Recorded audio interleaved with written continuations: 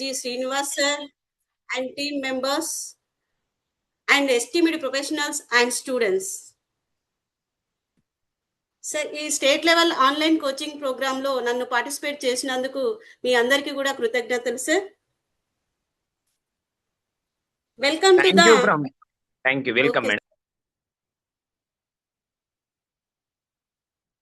Sir నిన్నటి క్లాస్లో నేను ఇప్పుడు బిజినెస్ లా సబ్జెక్ట్ చెప్పబోతున్నాను. నిన్నటి క్లాస్లో sir of of the syllabus చెప్పారు. ఈ బిజినెస్ లాకి 10 మార్క్స్ మనకు ఉన్నాయి.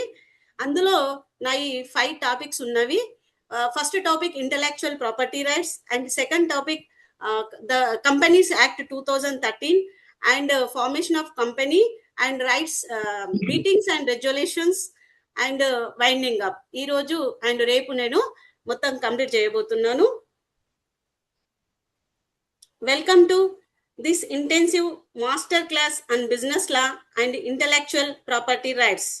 Today we embark on a comprehensive journey through the legal framework that governs the life, growth, operations and eventual wind of corporate entities alongside the intangible assets that fuel their market value.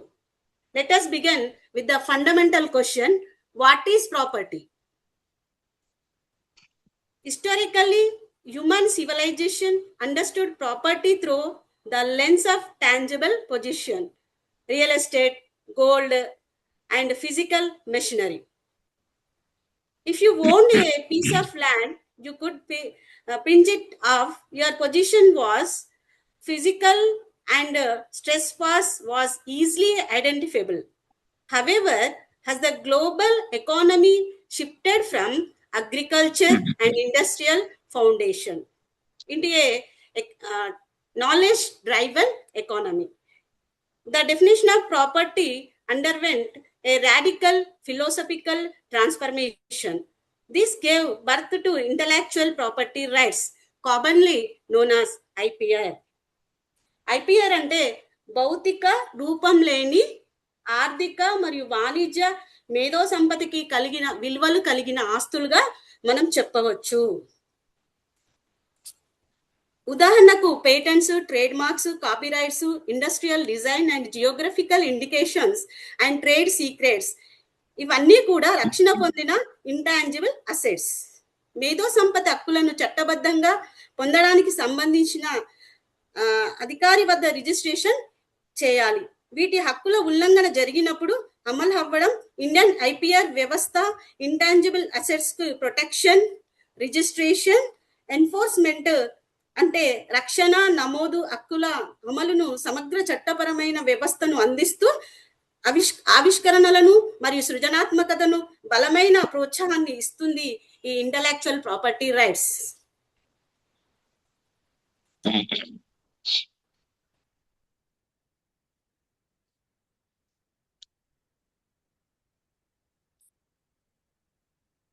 Intellectual property rights అనే వాటికి the intellectual property rights were essentially recognized and accepted to all over the world due to some very important reasons.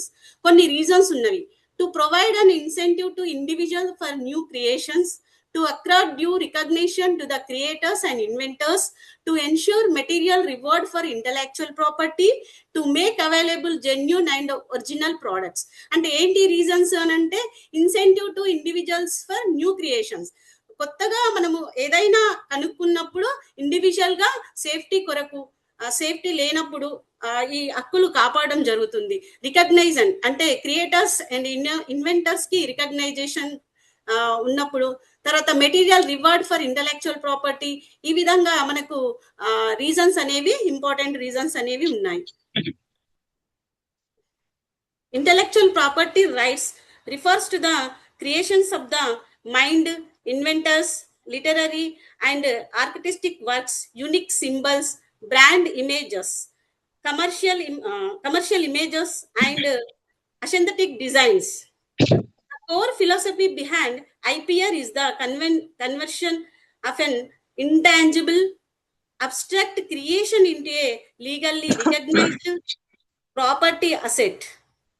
Unlike physical property, intellectual property is inherently revolvers. If I consume an apple, you cannot consume it.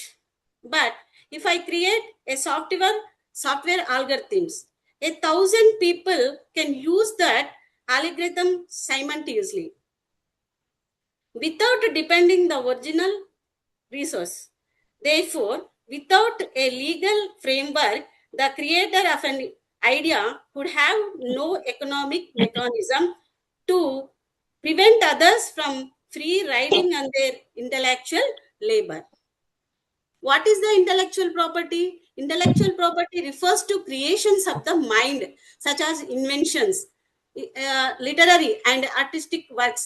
ఇవన్నీ కూడా designs, symbols, names, images ఇవన్నీ కూడా create చేయడం అనేది మనకు ఒక right గా intellectual ప్రాపర్టీలో తీసుకోవచ్చు. IPR grants exclusive rights to creators, balancing the reward for innovation with public access. మనం ఏదైనా క్రియేట్ చేసినప్పుడు అది పబ్లిక్ యాక్సెస్ పొందాలి అంటే మనకు రైట్స్ ఉండాలి. కాబట్టి ఇంటలెక్చువల్ ప్రాపర్టీ రైట్స్ అనేవి మనకు పబ్లిక్ లో చేరడానికి అన్ఆథరైజ్డ్ ఎక్స్ప్లెనేషన్ కానీ క్రియేట్స్ కాంపిటేటివ్ కమర్షియల్ అడ్వాంటేజెస్ అన్ని కూడా మనకు ఐపీఆర్ లో మనము లీగల్ గా చెప్పుకోవచ్చు. This bring us to the dual economic pillars of IPRs అని కూడా మనం చెప్పుకోవచ్చు. The grant of a statutory monopoly, the state grants the creator an exclusive right to exploit their invention, design or brand for a limited duration. During this period, any unauthorized commercial explanation by a third party constitution infringement. And next, the social contract, public disclosures, also economic pillar of IPR. Okay, and next, classification of IPR. Industrial property includes Patent Act 1970 and Trademarks Act 1909 and Industrial Designs Act 2000. These all acts is focused on functional utility and commercial identity. అంటే ఇవన్నీ కూడా ఈ యాక్టులన్నీ కూడా మనకు తయారైన products ని అవి ఎట్లా యూటిలైజ్ చేయాలి, కమర్షియల్ గా అంటే వాణిజ్యంగా గుర్తింపు పొందగలవు అనే విధంగా ఇండస్ట్రియల్ ప్రాపర్టీని మెయింటైన్ చేయడం జరుగుతుంది. తర్వాత కాపీరైట్స్ తీసుకుంటే copyrights act 1957 protects original. Copyrights act ఏం చెప్తుంది అంటే original literary, dramatic, musical, artistic works, cinematograph, films and sound recordings. ఇప్పుడు మనం ఏదైనా పాట పాడినప్పుడు కానీ, మనం స్టోరీ రాసినప్పుడు కానీ, మనము బుక్స్ రాసినప్పుడు కానీ, ఏదైనా బుక్కులు రాయడము, ఆర్టికల్స్ రాయడము, అలాంటి వాటికి అన్నిటినీ కూడా కాపీ రైట్స్ అని మనం అంటాం. కాబట్టి కాపీ రైట్స్ యాక్ట్ అనేది 1957 ప్రకారం మన కాపీ రైట్స్ ఏమన్నా ఉల్లంఘనలు జరిగినప్పుడు ఈ యాక్ట్ ప్రకారం మనం ఫాలో కావచ్చు. తర్వాత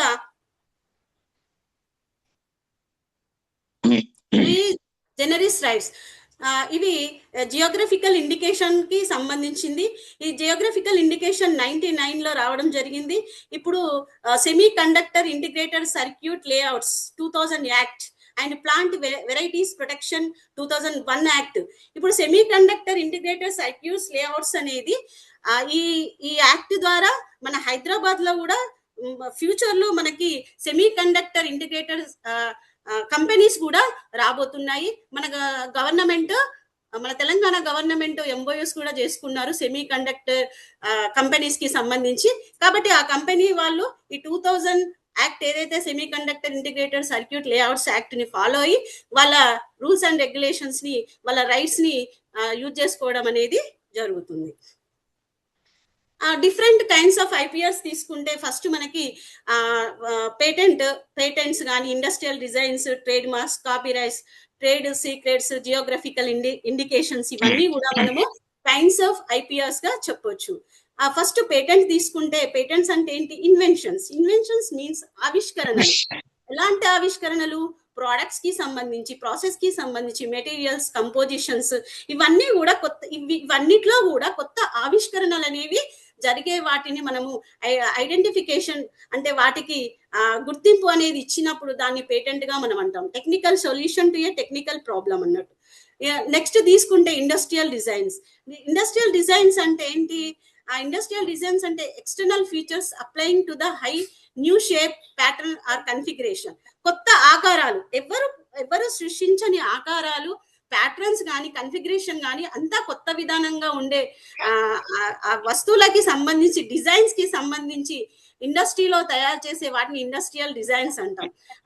మనం ఎగ్జాంపుల్ గా తీసుకుంటే నగలు కానీ లేదా ఆర్నమెంట్స్ కానీ, మనకు ఫ్యాన్స్ కానీ, కార్స్ కానీ, ఇలా డిఫరెంట్ ఇండస్ట్రియల్ డిజైన్స్ కి ఎగ్జాంపుల్ గా చెప్పుకోవచ్చు. And trade marks, a visual symbol such as a word, name, logo, label, మ్యాంగోరమ్, సాల్గన్ ఎక్సెట్రా. అంటే ట్రేడ్ మార్క్స్ అంటే ఏంటి? ట్రేడ్ మార్క్స్ కి ఎగ్జాంపుల్స్ ఏం చెప్పొచ్చు? ఒక వర్డ్ కానీ, ఒక నేమ్ కానీ, ఒక లోగో కానీ, ఒక లేబుల్ కానీ, ఇలాంటివన్నీ అన్నింటినీ కూడా మనం ట్రేడ్ మార్క్స్ గా చెప్పుకోవచ్చు. Next copy rights. Copy rights అంటే ఏంటి? నేను ఇందాక చెప్పినట్టుగా మనం ఏదన్నా బుక్ రాసినప్పుడు, ఏదన్నా కొత్త పాట రాసినప్పుడు, ఏదన్నా రచనలు చేసినప్పుడు మనకంటూ మన కాపీ రైట్స్ అనేవి, హక్కులు అనేవి, మన రాసిన దానికి ఎవరు కాపీ చేయకుండా ఉండడానికి మనకి రైట్స్ అనేవి ఉంటుంది. Artistic work, literary work, musical and dramatic creations property rights, ఇవన్నీ కూడా కాపీ రైట్స్ లోకి మనకు వస్తాయి. తర్వాత జియోగ్రఫికల్ ఇండికేషన్స్. జియోగ్రఫికల్ ఇండికేషన్స్ అంటే ఏంటి? Identifies agricultural, natural and manufactured goods originating from a definite territory in India. అంటే కొత్తవి, మనం ఇప్పుడు కొల్హాపూర్ అనగానే చెప్పులు అంటాము, తిరుపతి అనగానే లడ్డు అంటాం. అంటే ఎట్లా చెప్తున్నాం మనం? జియోగ్రఫికల్ ఇండికేషన్ అంటే మనం ఎక్కడుంది అది? లడ్డు అనేది తిరుపతి అంటే చాలా ఫేమస్ కాబట్టి తిరుపతి అని అంటే ఎక్కడ? జియోగ్రఫికల్ ఇండికేషన్ గా మనం తిరుపతిని చెప్తున్నాం. ఇవన్నీ కూడా జియోగ్రఫికల్ ఇండికేషన్ గా మనం తీసుకోవచ్చు. తర్వాత the Indian IPR ecosystem.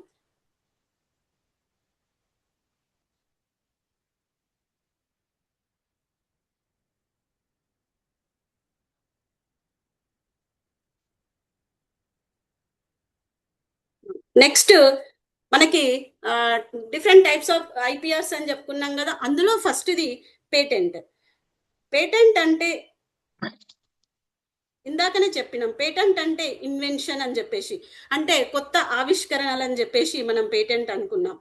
Patent law in India, the patent act 1970 ప్రకారం పేటెంట్ యాక్ట్ ఫాలో, పేటెంట్స్ గురించి దాంట్లో రూల్స్ ని ప్రకారము పేటెంట్ యాక్ట్ అనేది ఉంటుంది. Let us dive deep into our first major pillar of IPR. ఇది ఫస్ట్ ఐపీఆర్ లో, అంటే ఇంటలెక్చువల్ ప్రాపర్టీ రైట్స్ లో ఫస్ట్ పిల్లర్ అని చెప్పేసి పేటెంట్ మనం చెప్పుకోవచ్చు. Patent law in India, this is the governed by the patent act of 1970, an absolute masterpiece of legalized drafting that has undergone significant updates, particularly in 1999, 2002 and 2005 to align India with the international obligations under the trade related aspect of intellectual property rights.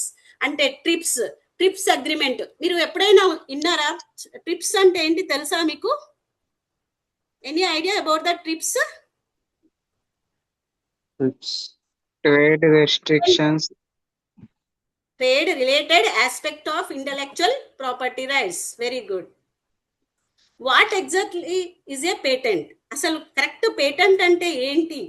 A patent is a statutory right granted by the central government to an inventor. మనకి అసలు patent అంటే ఏంటి? Patent is a statutory right granted by the central government to an inventor. Central government inventor కి ఇచ్చే ఒక right, ఒక హక్కుని మనం పేటెంట్ అని అంటాం. Giving them the exclusive authority to exclude others from making, using, selling, importing and distributing their patented invention with the territory of India for a receipt duration of 20 years from the date of filing the patent application. However, not every idea can be patented. You cannot walk into the patent office with a brilliant concept written a napkin and demand a monopoly to qualify for a patent. An invention must clear three formidable statutory hurdles. It is the exclusive right of inventor to prevent others from possessing, using, selling, manufacturing and importing the patented. అంటే ఎవరైతే patent selling చేస్తారో, manufacturing and importing, ఇవన్నీ కూడా geographical ఏరియాని బట్టి వాళ్ళకి గుర్తింపు అనేది ఇవ్వటం జరుగుతుంది. పేటెంట్ అవి టెరిటరియల్ jurisdiction, that is we have to register the patent in all countries where we have our interest. ఎక్కడైనా పేటెంట్ ని మనము నమోదు చేసుకోవచ్చు. పేటెంట్ అప్లికేషన్ అనేది can be filed online in India by inventor for his assign the www.com ip.india.nic.in. ఇందులో మనము patent ని నమోదు చేసుకోవచ్చు. Patent under the patent act exclusive rights over inventions. ఇందాక చెప్పినట్టుగా మనకు a patent is a legal monopoly granted by the government for a limited period of 20 years. Limited period 20 years వరకు మనకు పేటెంట్ రైట్స్ అనేది ఉంటుంది. In exchange for a completed public disclosure of the invention. The act permit both product and process patent. రెండుటికి కూడా permit ఇస్తుంది. Product తయారు చేయడానికి, process కి కూడా ఇస్తుంది. It blocks unauthorized third parties from making, importing or selling the patented invention without prior consent.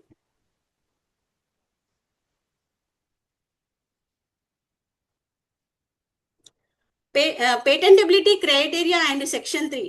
మనం section 3 ప్రకారము ఇక్కడ లీగల్ లిమిట్స్ ఏమున్నాయి అంటే, ఫస్ట్ చూస్తే నావెల్టీ. నావెల్టీ అంటే ఏంటి? Newness. Novelty means newness. The invention must passes absolute novelty. This means the technology, process or product must not have been anticipated by publication if any document anywhere in the world, nor can it have been used publicly before the date of filing the patent application. It must be completely absent from the global. The invention must not have been anticipated by publication if any document are used in the country. ఎక్కడైనా మనం రాసిన దాన్ని మనము చేసుకోవచ్చు. తర్వాత inventive step. Inventive steps అంటే ఏంటి? Must represent technical advancement are economic significance that is not obvious to A person skilled in the art. This is the most indicated aspect of patent law. And inventive step means a future of invention that involves a technical advancement compared to existing knowledge or as economic significance, are both making the invention not obvious to a person skilled in the art. A person skilled in the art, a legal fiction. A hypothetical professional who possesses average knowledge and skill in the specific field but lacks any spark of creative genius. If this hypothetical professional can look at the problem and easily deduce the solution by combining existing technologies, the invention falls the test of non-obviousnesses. Okay. Next one is industrial applicability.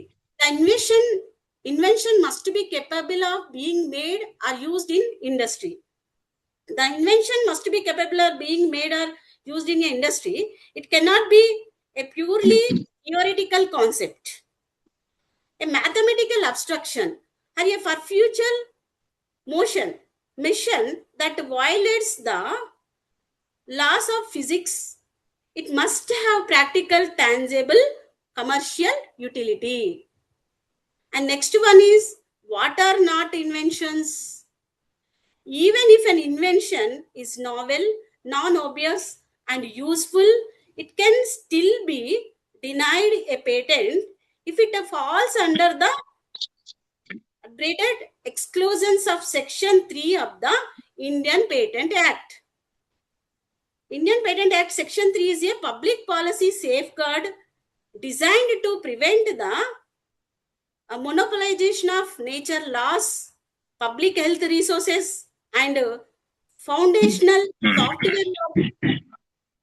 Let us look at the key subsections that every technology and pharmaceutical professional must know. Section 3C, Section 3D, Section 3K, Section different section is this. And next going to the patent application workflow. The journey of securing a patent is rigorous. It begins with the choice between filling a provisional specifications and a complete specification.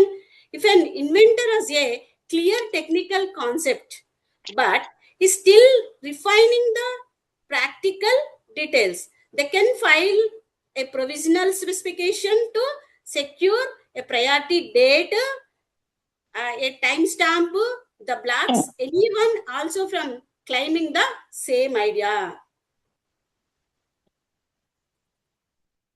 And next one, industrial design. This is the ornamental or aesthetic aspect of a useful article of industry. To complete our comprehensive analysis of IPR, we look at two specialized: commercially patent framework, industrial designs, and geographical indications. Industrial designs, the Design Act 2000. Industrial designs అనేది design act 2000 act ప్రకారము industrial design అనేది చేసుకోవచ్చు. ఏ industry ఆ industry కొత్తగా design చేసుకోవచ్చు. While patent protect utility and copyright protect literary expression, the design act of 2000. The Design Act of 2000 protects pure visual appearance. A design refers to the features of shape, configuration, pattern, ornament, or composition of lines or color applied to any three-dimensional or two-dimensional article by any industrial process, which is the finished article appeal to and are judged slowly by the high. Exclusive rights against unauthorized. మనం industrial design కి example గా ఇక్కడ చూసుకున్నాం. Ornament ఉంది, car designing ఉంది, అంటే మన industry మనకి ఇష్టం వచ్చిన రీతిలో కొత్తగా మనం ఎవరు చేయని విధంగా మనం డిజైన్ రకరకాలుగా మనం ఇప్పుడు ఇక్కడ దుస్తులను అంటే డ్రెస్సెస్ ని చూస్తే మనకి ఇక్కడ 5 టైప్స్ క్లాత్స్ అనేవి కనబడుతున్నాయి, డ్రెస్సెస్ అనేవి కనబడుతున్నాయి. ఒక ఇండస్ట్రీ మనం ఎన్ని రకాల వస్తువులు అంటే ఎన్ని రకాల డిజైన్స్ నన్ను మనం యూజ్ చేసి, ఇప్పుడు నగలను చూస్తే ఇందులో మనకి ఈ ఆర్నమెంట్ అనేది డిఫరెంట్ గా తయారు చేసుకోవడానికి ఉంటుంది. కాబట్టి ఇండస్ట్రియల్ డిజైన్ అంటే ఆర్నమెంట్లు తయారు చేసుకోవచ్చు. ఒక ప్రోడక్ట్ కార్ కానీ, లేకపోతే దుస్తుల తయారీ కానీ, లేకపోతే షూ తయారీ కానీ, ఇష్టం వచ్చిన ఒక ఇండస్ట్రీ మనకి ఇష్టమైన రీతిలో మనం డిజైన్ కొత్తగా ఆవిష్కరిస్తే మనకి ఆ హక్కును కాపాడుకోవడానికి ఐపీఆర్ అనేది యూజ్ అవుతుంది. And next going to trade mark act 1999. దీనికి బ్రాండ్ సెక్యూరిటీ ఏ విధంగా ఉంటుందంటే, trade mark law protecting brand equity and commercial reputation. ఎట్లా ఉంటుంది? Moving from functional inventions to market identity, let us explore the Trademarks Act 99. A trademark is fundamentally different from a patent. While a patent protects how things work, a trademark protects who made them. It is a visual, auditory, or sensory sign capable of being represented graphically, which can distinguish the goods or services of one enterprise from those of another.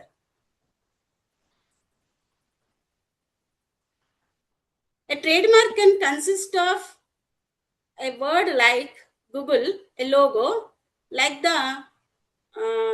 a slogan like Apple's Think Different, a unique shape of goods like the distinct color of a Coca-Cola bottle, or even a combination of colors. In recent years మనం చూస్తున్నాం చాలా different Coca-Cola కానీ, Pepsi కానీ, ఇట్లా different colours అనేవి, slogans అనేవి, వాళ్ళ words కానీ వాళ్ళ అన్ని కూడా మనము స్లోగన్స్, లోగోస్, ప్యాకింగ్ అన్ని కూడా డిఫరెంట్ గా చేసుకుంటూ నంబర్ ఆఫ్ ప్రోడక్ట్స్ అనేవి మార్కెట్ లోకి వస్తున్నాయి. వాటిని మనము ట్రేడ్ మార్క్స్ అని అంటాం.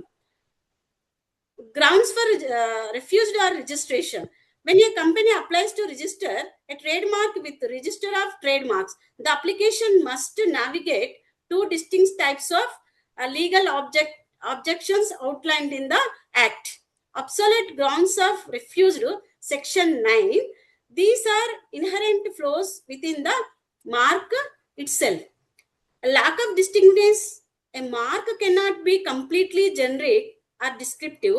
For instance, you cannot register the word apple for a business that sells actual apples. It is entirely descriptive of the goods. However, you can register apple for computers because it is completely arbitrary and descriptive of the context. మనము Apple అంటే ఏంటి, computer Apple, phone Apple అని చెప్పుకుంటాం, కానీ apples కూడా ఉన్నాయి కదా, మనకి తినేటి ఫ్రూట్ కూడా ఉంది కదా. కాబట్టి మనము ఏపీపీఎల్ఈ అంటే క్యాప్స్, ఏపీపీఎల్ఈ యాపిల్ అని మనం ట్రేడ్ మార్క్ మనము నమోదు చేయడం జరుగుతుంది. డిస్క్రిప్టివ్ మార్క్స్ అంటే ఏంటి? Marks that describe the quality, quantity, intent, process or geographical origin of the goods.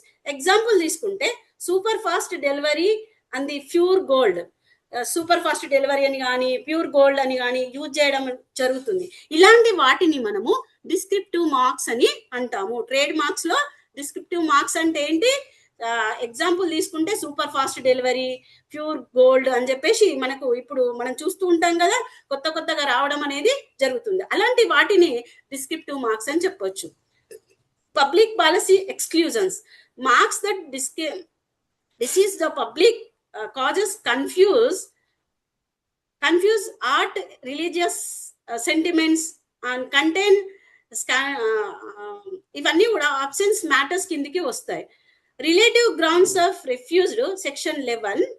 This focus on conflicts with free existing third party rights. Trademark will be refused if it is identical or effectively similar to a trademark register for identical or similar goods and services, creating a high likelihood of confusion in the average consumers. The test used by Indian courts here is that of a consumer of average intelligence and imperfect recollection. The consumer does not look at the two logos side by side and courtroom. They really in their memory. If the sound, class is not understanding, ma'am. Okay. Trademark act 99 ప్రకారం brand security అనేది ఉంటుంది కదా. Trademark is a visual mark capable of being represented graphically. మనకు ఎట్లా consumer కి సంబంధించి, goods and services కి సంబంధించి మన లోగోస్, ఇండస్ట్రీకి సంబంధించిన లోగోస్, ప్యాకింగ్, స్లోగన్స్ ఏవైతే ఉంటాయో అవన్నిటినీ కూడా ట్రేడ్ మార్క్స్ యాక్ట్ ప్రకారము నమోదు చేసుకోవచ్చు. దీని రిజిస్ట్రేషన్ వ్యాలిడిటీ ఏ విధంగా ఉంటుంది అంటే, ట్రేడ్ మార్క్ రిజిస్ట్రేషన్ అనేది వ్యాలిడ్ 10 years ఉంటుంది. ఇక్కడ మనకి సివిల్, క్రిమినల్ యాక్షన్స్ ఏవైనా ఉంటే ఐపీఆర్ ప్రకారం, ట్రేడ్ మార్క్స్ యాక్ట్ ప్రకారం, 99 యాక్ట్ ప్రకారం మనము దీని సెక్యూరిటీ, బ్రాండ్ సెక్యూరిటీని కాపాడుకోవచ్చు. ఓకే, ట్రేడ్ మార్క్స్ అంటే మనకి ఇప్పుడు చూడండి ఇక్కడ ఉన్నాయి కదా, చెప్పండి ఇవేంటి? మీకు తెలిసినవి ఉంటాయి ఇవన్నీ కూడా ట్రేడ్ మార్క్స్. Yahoo, Adidas, చదవండి ఒకసారి. Yahoo, Adidas, American Express, BBC, BMW, Nokia, Toyota, Walmart, CNN, Walmart, Adidas, Apple, Nokia, Honda, HP, IBM, BBC అనేది ఏంటి? Toyota, BBC అనేది దేనికి సంబంధించిన trade mark? Mobile, Puma, news channel. చెప్పండి, బీబీసీ అనేది దేనికి సంబంధించిన mark? News channel. News channels. Very good. Okay. Adidas? Shoes. Clothing and footwear. Very good. UPS? IBM అంటే తెలుసా? It is software computer, company. madam. Okay, ఇవన్నీ కూడా మనం trade marks కిందికి తీసుకోవచ్చు. ఇవన్నీ కూడా లోగోస్, సింబల్స్. చూసారు కదా ట్రేడ్ మార్క్స్ అంటే ఏంటి? లోగోస్, సింబల్స్ అని చెప్పుకున్నాం కదా, వర్డ్స్ అని చెప్పుకున్నాం కదా. ఇవన్నీ కూడా మనము ట్రేడ్ మార్క్ యాక్ట్ 99 ప్రకారము మనం ఇవన్నీ కూడా పెట్టుకోవడానికి ఉంటుంది. ఓకేనా. Next the copyright framework, copyright act. Copyright అంటే ఏంటి? నేను ఇందాక చెప్పినా కదా, మనం ఏదన్నా స్టోరీ రాసినప్పుడు, లిటరరీ వర్క్ ఏదైనా, డ్రామాస్టిక్ వర్క్ లేదా మ్యూజికల్ సాంగ్ రాసినప్పుడు, ఇలాంటివి ఇవన్నీ కూడా మనం రాసింది వేరే వాళ్ళు కాపీ చేయకుండా ఉండాలి అంటే, మన రైట్ ని మనం కాపాడుకోవాలంటే మనకు కాపీరైట్ హక్కు అనేది ఉంటుంది. కాబట్టి కాపీరైట్ హక్కు అనేది author life of the author plus 60 years అనేది ఇస్తారు దీనికి ప్రొటెక్షన్. ఇవన్నీ కూడా మనకు కాపీరైట్స్ అంటే ఏంటి చెప్పండి ఒకసారి. వేటిని కాపీరైట్స్ అంటాము? Literacy works, magazines, articles. Very good, very good, excellent, excellent. Music work, cinematography, films, dramatic work, plays, poetic, computer program. Okay, very good, very good. దీనికి లైఫ్ ఆఫ్ ద ఆథర్ ఉంటుంది plus 60 years అనేది ఉంటుంది.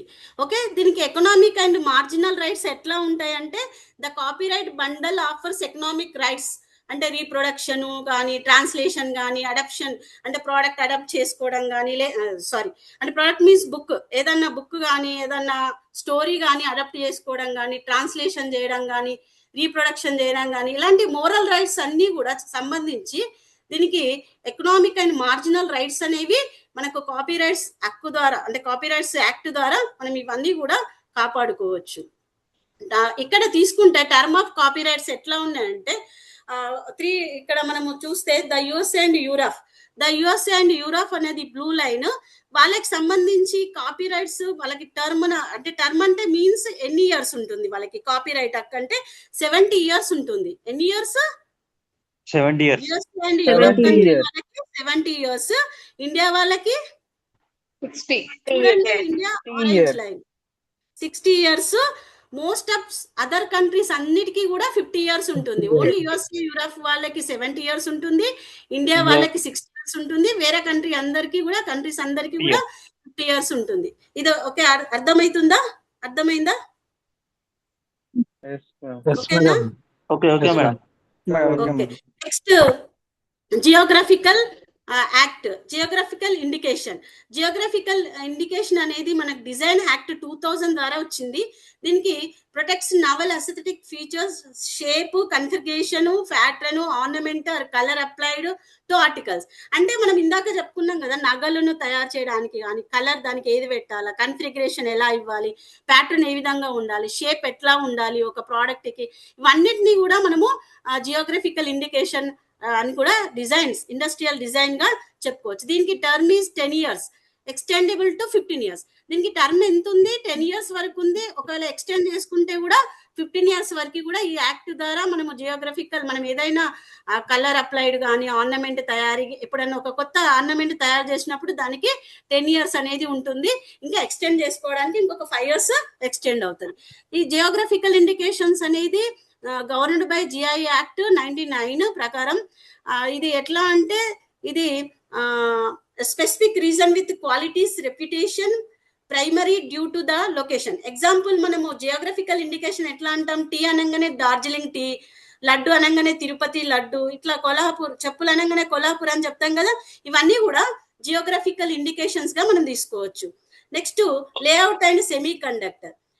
ఈ SICLD act ద్వారా 2000 protects act ద్వారా physical architecture of integrated microchips promoting hitech domestic hardware manufacturing structures. నేను ఇందాక చెప్పినా కదా, మనకి ఫ్యూచర్ లో సెమీ కండక్టర్ కంపెనీస్ రాబోతున్నాయి. అవి ఏం చేస్తాయి? సెమీ కండక్టర్ కంపెనీస్ చిన్న ఇప్పుడు ఏఐ వస్తుంది కదా, మనం మొత్తం ఏఐ అని వింటున్నాం కదా, ఎక్కడ చూసినా ఏఐ మనం చేసే పనులన్నీ ఏఐ చేస్తుంది అని అంటున్నాం కదా. ప్రతి ఒక్క దానికి చిప్స్ కావాలి, ఏఐలో అంటే మెషిన్ లో పెట్టడానికి చిప్స్ కావాలి. కాబట్టి ఇన్ ఫ్యూచర్ లో ఏఐ డెవలప్ అయితే, దాని గ్రోత్ పెరిగితే, మైక్రో చిప్స్ తయారు చేయడానికి సెమీ కండక్టర్ కంపెనీస్ అనేవి రాబోతున్నాయి. ఆ semi conductor companies micro chips ని ప్రమోటింగ్ చేయడానికి కానీ, హార్డ్వేర్ కి సంబంధించిన మ్యానుఫ్యాక్చరింగ్ ప్రోడక్ట్స్ కి అన్నిటికీ కూడా మనకి ఈ యాక్ట్ 2000 అనేది, SICLD యాక్ట్ అనేది 2000 యాక్ట్ ద్వారా సెమీ కండక్టర్ లేఅవుట్స్ కానీ ఇవన్నీ కూడా తయారు చేసుకోవడానికి ఉంటుంది. నెక్స్ట్ మనం search in Indian intellectual property filings తీసుకుంటే ట్రెండ్స్ ఎట్లా ఉంది?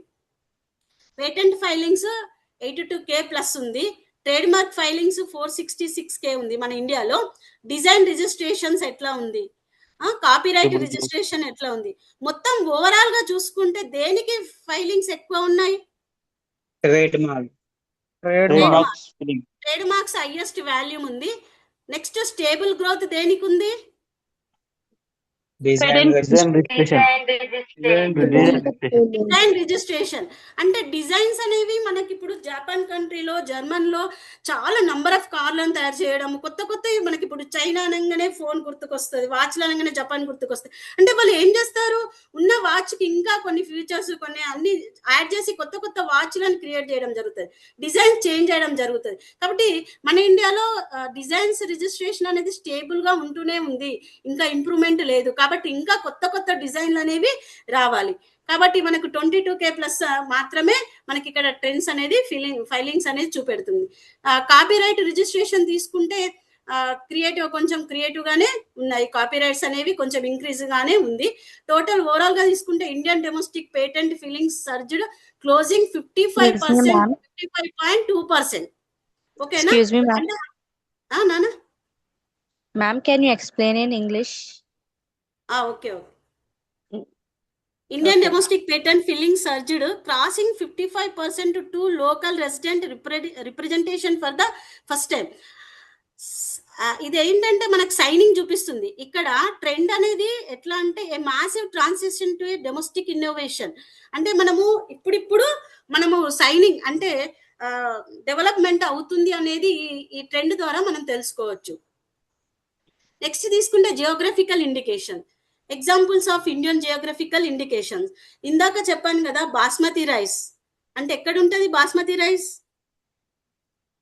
ఎక్కడ పండిస్తారు ఎక్కువగా? అస్సాం. అస్సాం అంటే ఎక్కడ?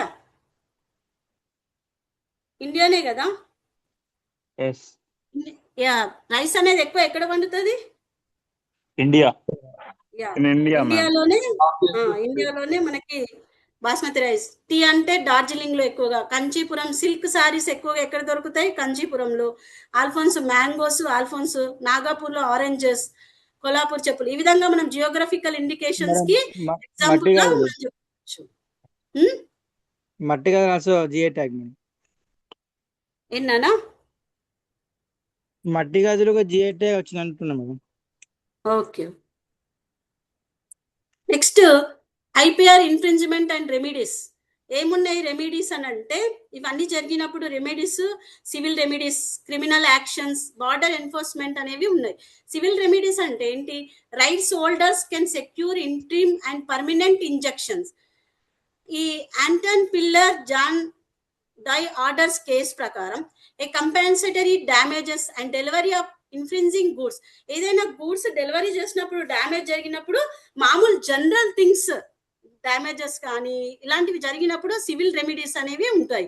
మరి క్రిమినల్ యాక్షన్స్ ఎప్పుడు అని అంటే applicable to trade mark and copyright privacy, allowing police seizure without warrant and improvement of 2-3 years. మనకు క్రిమినల్ కేసెస్ ఎప్పుడైనా మనది కాపీరైట్ అనేది మనది ఎవరైనా తీసుకున్నప్పుడు అప్పుడు క్రిమినల్ యాక్షన్స్ అనేవి ఉంటాయి. Border enforcement, customs integration blocks important of conferment commodities as part of entry, strengthening protection limits.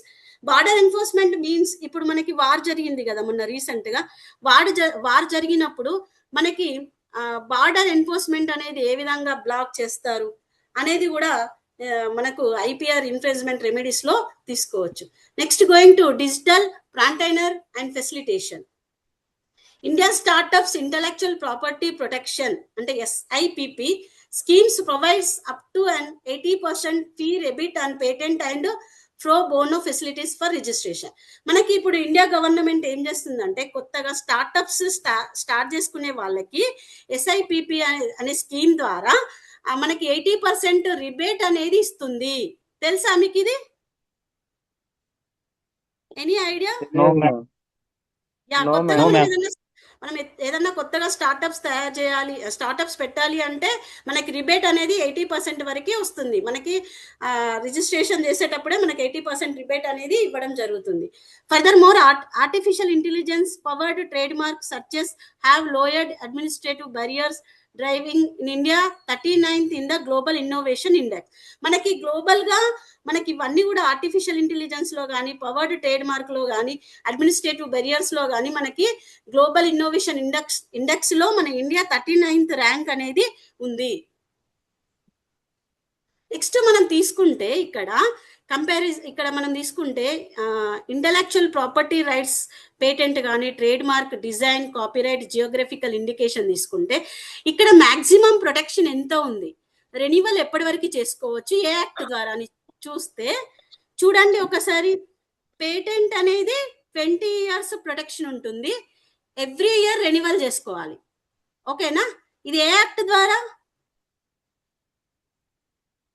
Patent act 1970 amendment in 2005. 2005లో అమెండ్మెంట్ చేశారు. ద పేటెంట్ యాక్ట్ 1970 ప్రకారము ఎవ్రీ ఇయర్ పేటెంట్ ని రెన్యువల్ చేయాలి. మాక్సిమం ప్రొటెక్షన్ 20 years ఉంటుంది. ఓకేనా? క్లియరా? And second one trade mark. Trade mark అనేది ఒక్కసారి ట్రేడ్ మార్క్ ఇస్తే ఇది లైఫ్ లాంగ్ ఉంటుంది. రెన్యువల్ వచ్చేసి ఆఫ్టర్ 10 years ఒకసారి రెన్యువల్ చేసుకోవాలి. ఇది ట్రేడ్ మార్క్స్ యాక్ట్ 99 అమెండ్మెంట్ 2010 ప్రకారము ఈ ట్రేడ్ మార్క్ అనేది వచ్చింది. And next design, industrial design protection వచ్చేసి 15 years, renewal after 10 years for next 5 years. After 10 years ఒకసారి లేదా నెక్స్ట్ 5 years ఒకసారి రెన్యువల్ చేసుకోవచ్చు. ఇది the design act 2000 and designs rules 2014 రెండు ద్వారా మనము దీన్ని రెన్యువల్ చేసుకోవచ్చు. And next copyright. కాపీరైట్ అనేది మాక్సిమం 60 years ఉంటుంది, రెన్యువల్ అనేది అవసరం లేదు. The copyright act 1957 amendment in 2012. Amendment 2012 ప్రకారం ద కాపీరైట్ యాక్ట్ 1957 ప్రకారము కాపీరైట్ అనేది 60 years ప్రొటెక్షన్ ఉంటుంది, రెన్యువల్ అనేది not required. Okay? Geographical indication తీసుకుంటే జియోగ్రఫికల్ ఇండికేషన్ అనేది లైఫ్ లాంగ్. మనం ఇప్పుడు చెప్పినాం కదా, మనకి లడ్డు అనగానే తిరుపతి ఎప్పటికీ చెప్తారు, లడ్డు అంటే తిరుపతి అని చెప్పేసి. ఇట్లా ఒక్కొక్క దానికి ఒక్కొక్క బ్రాండ్ ఉంటుంది. ఇదేంటంటే రెన్యువల్ ఆఫ్టర్ 10 years రెన్యువల్ చేసుకోవచ్చు. The geographical indications of goods registration and production act వచ్చేసి 1999 ప్రకారము ఇది రూల్ ప్రకారము మనం జియోగ్రఫికల్ ఇండికేషన్ ప్రొడక్షన్ అనేది వస్తుంది. ఓకేనా? క్లియరా? అంటే దేనికి ఎంత ప్రొటెక్షన్ ఉంటుంది, ఎప్పుడెప్పుడు రెన్యువల్ చేసుకోవచ్చు, ఏ యాక్ట్ ప్రకారం. ఇవన్నీ కూడా మీకు ఆబ్జెక్ట్ టైప్ కాబట్టి మీకు ఇవన్నీ కూడా మీకు క్వశ్చన్స్ రావచ్చు. ఈ స్టాటిస్టికల్ డాటా. ఓకేనా? ఇవన్నీ రాసుకోండి. అండ్ నెక్స్ట్ మనము first topic intellectual property rights. మనకు ఇంటలెక్చువల్ ప్రాపర్టీ రైట్స్ కన్క్లూడ్ గా చెప్తే మనకి ఏమేమి ఉన్నాయి? పేటెంట్ చెప్పండి. 5 topics ఉన్నాయి కదా.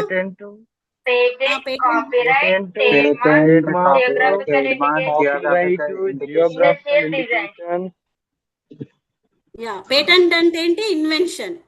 నెక్స్ట్ వన్ ఏంటి? Trade mark. Trade marks. Trade marks అంటే ఏంటి? లోగోస్, బ్రాండ్, కాపీరైట్స్ అంటే artistical, cinematographical, music work, books, magazines, dramas. Very good, very good. మంచి అర్థమైందా? ఇప్పుడు ఇండస్ట్రియల్ డిజైన్ అంటే చెప్పండి. Design such as patterns, ornaments, configurations. Very good. Geographical indication అంటే Identifies agriculture, natural or manufacturer good. Very good, very good. ఇప్పుడు మనం ఇది first topic intellectual property rights గురించి మనము patents, copyrights, trade marks, geographical indications గురించి చెప్పుకున్నాం కదా. ఇందులో నుంచి క్వశ్చన్స్ ఏ విధంగా వస్తాయి చూడండి. Example practice questions. First question, A company develops a new highly efficient chemical formula for a battery electrolyte. If they want to protect this formula identically without ever revolving the exact chemical composition to the public, which from of IP protection should they rely on? అంటే ఒక company battery electrolyte కోసం ఒక కొత్త అత్యంత సమర్థవంతమైన రసాయన ఫార్ములను అభివృద్ధి చేస్తుంది. ఈ రసాయన కూర్పును ప్రజలకు ఎప్పుడు వెల్లడించకుండా నిరవధికంగా రక్షించుకోవాలని వారు భావిస్తే వారు ఏ రకమైన ఇంటలెక్చువల్ ప్రాపర్టీ రక్షణపై ఆధారపడాలి? చెప్పగలుగుతారు? ఏంటి ఆన్సర్?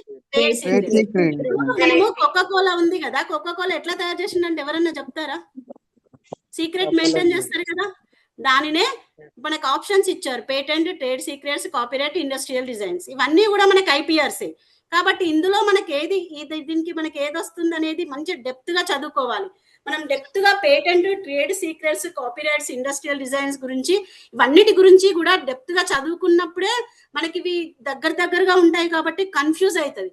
కాబట్టి కన్ఫ్యూజ్ ని మనము క్లారిటీ చేసుకున్నప్పుడే మనం దీనికి ఆన్సర్ చేయగలుగుతాం. కింద ఎక్స్ప్లెనేషన్ కూడా ఉంది చూడండి. ఇక్కడ చూడండి ఎక్స్ప్లెనేషన్. ఆ పేటెంట్ లో ఒక పరిమిత కాల ఏకస్వామ్యం సాధారణంగా 20 సంవత్సరాలు కోసం ఆవిష్కరణ పూర్తిగా బహిరంగ పరచాల్సి ఉంటుంది. నిరవాధిక రక్షణ మరియు సంపూర్ణ రహస్యం అయితే ట్రేడ్ సీక్రెట్స్ సరైన మార్గం. ఎందుకంటే సమాచారం రహస్యంగా ఉన్నంత కాలం మరియు వాణిజ్య విలువలు కలిగి ఉన్నంత కాలం ఇది కొనసాగుతుంది.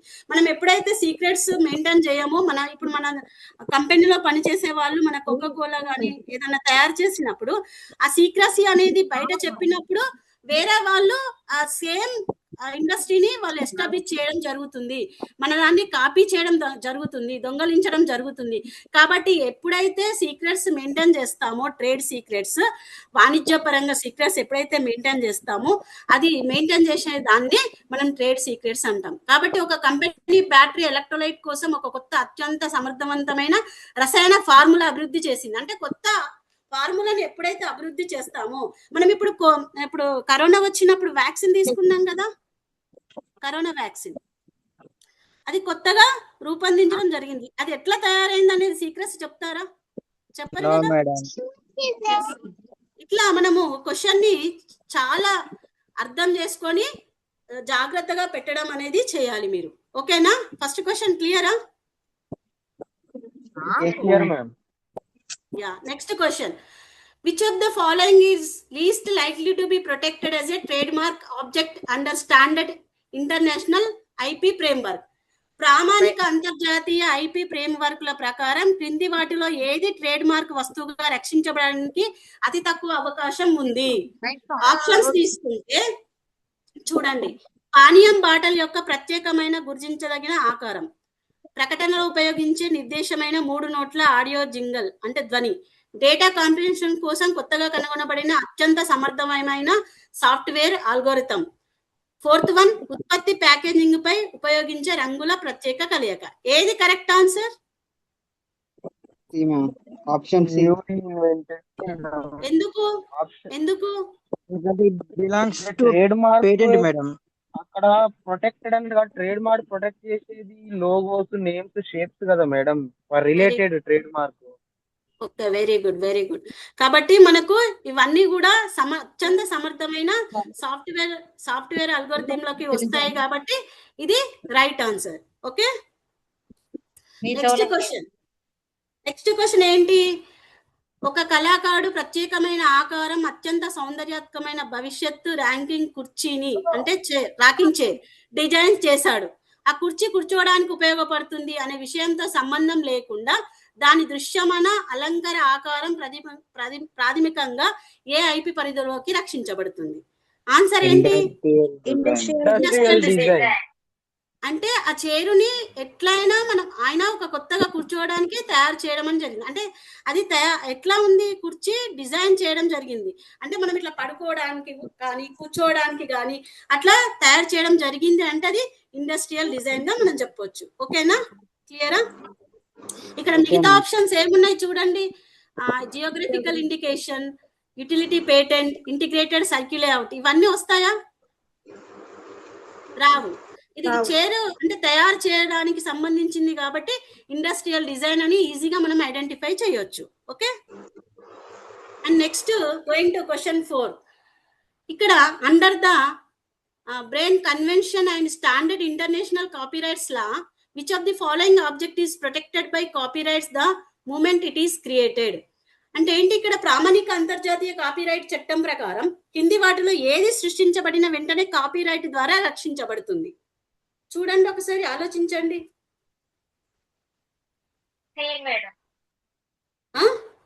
సి.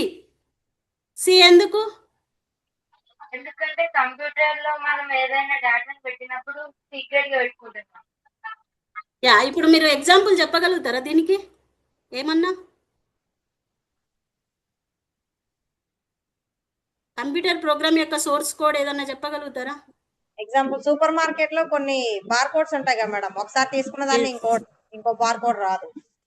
ఓకే, ఇంకా ఎనీ క్లోత్స్ గానీ మనకి ఇప్పుడు ఆధార్ నంబర్ ఎవరైనా తీసుకోవచ్చా? మనకి ఇచ్చిన నంబర్, ఫింగర్ ప్రింట్ ఒకటి కూడా మేడం. Finger print, Aadhaar number, PAN card number, చేయాలి.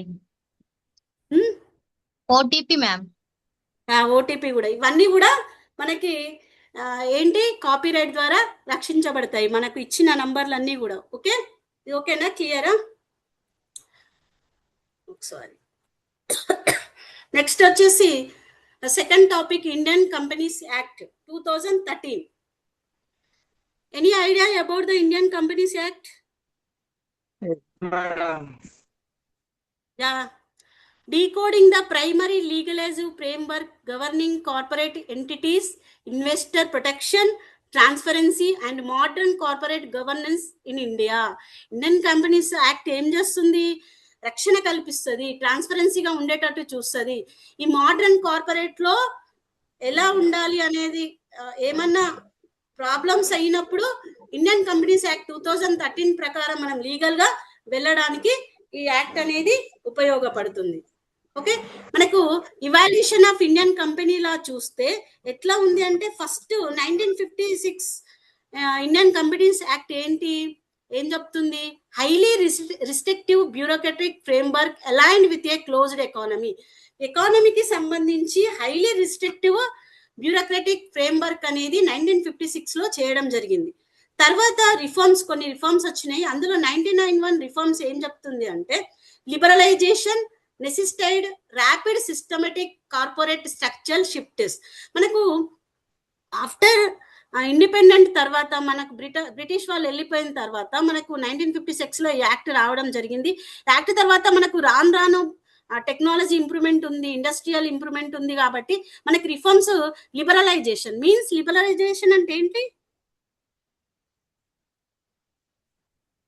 Liberty, freedom. ఏ కంట్రీతోనైనా మనము స్వేచ్ఛగా బిజినెస్ చేసుకోవచ్చు, ఇంపోర్ట్స్ ఎక్స్పోర్ట్స్ అనేవి ఈజీగా మనము చేసుకోవచ్చు. కాబట్టి 1991 రిఫార్మ్స్ ఏం చెప్తుందంటే, లిబరలైజేషన్ అనేది యూజ్ చేసుకొని మన కార్పొరేట్ స్ట్రక్చరల్ అనేది షిఫ్ట్ చేసుకోవడానికి ఉంటుందని చెప్పొచ్చు. తర్వాత ఇరానీ కమిటీ వచ్చింది. ఇరానీ కమిటీ ఏం చెప్పిందంటే, proposed simplification, self regulation and modern investor protections. ఎవరైతే మోడర్న్ అంటే, ఇప్పుడు మనం ట్రేడ్ మార్క్స్ అన్నాము, కాపీ రైట్స్ అన్నాము, అంటే అందులో గ్రోత్ అనేది ఉంటూనే ఉంది. కాబట్టి ఇరాన్ కమిటీ ఏం చెప్పిందంటే, ఏదైనా కూడా సింప్లిఫికేషన్ లో ఉండాలి, సెల్ఫ్ రెగ్యులేషన్, మోడర్న్ ఇన్వెస్టర్ ఎవరైతే ఉంటారో వాళ్ళకి ప్రొటెక్షన్ అనేది ఉండాలి. ఎప్పుడైతే వాళ్ళు న్యూ ఇన్వెన్షన్ చేసినప్పుడు ఆ ప్రోడక్ట్ కి మనం ప్రొటెక్ట్ అనేది ఉంటేనే వాళ్ళకి బాగుంటుంది అని చెప్పేసి ఇరాన్ కమిటీ చెప్పడం జరిగింది. తర్వాత ఈ యాక్ట్ అనేది ఈ యాక్ట్ లో 2013 కంపెనీ యాక్ట్ లో మనకు టోటల్ గా 470 సెక్షన్స్ ఉన్నాయి. ఓకేనా, 29 చాప్టర్స్ ఉన్నాయి. ఎన్ని సెక్షన్స్? 470 సెక్షన్స్ అక్రాస్ 29 చాప్టర్స్ అనేది మనకు ఇండియన్ కంపెనీస్ యాక్ట్ 2013 ఏ సెక్షన్ ప్రకారం ఉంటుంది? సెక్షన్ 2 ప్రకారం ఎస్టాబ్లిష్ చేయడం అనేది జరిగింది. ఓకే, దీనికి పిల్లర్స్ ఏంటి?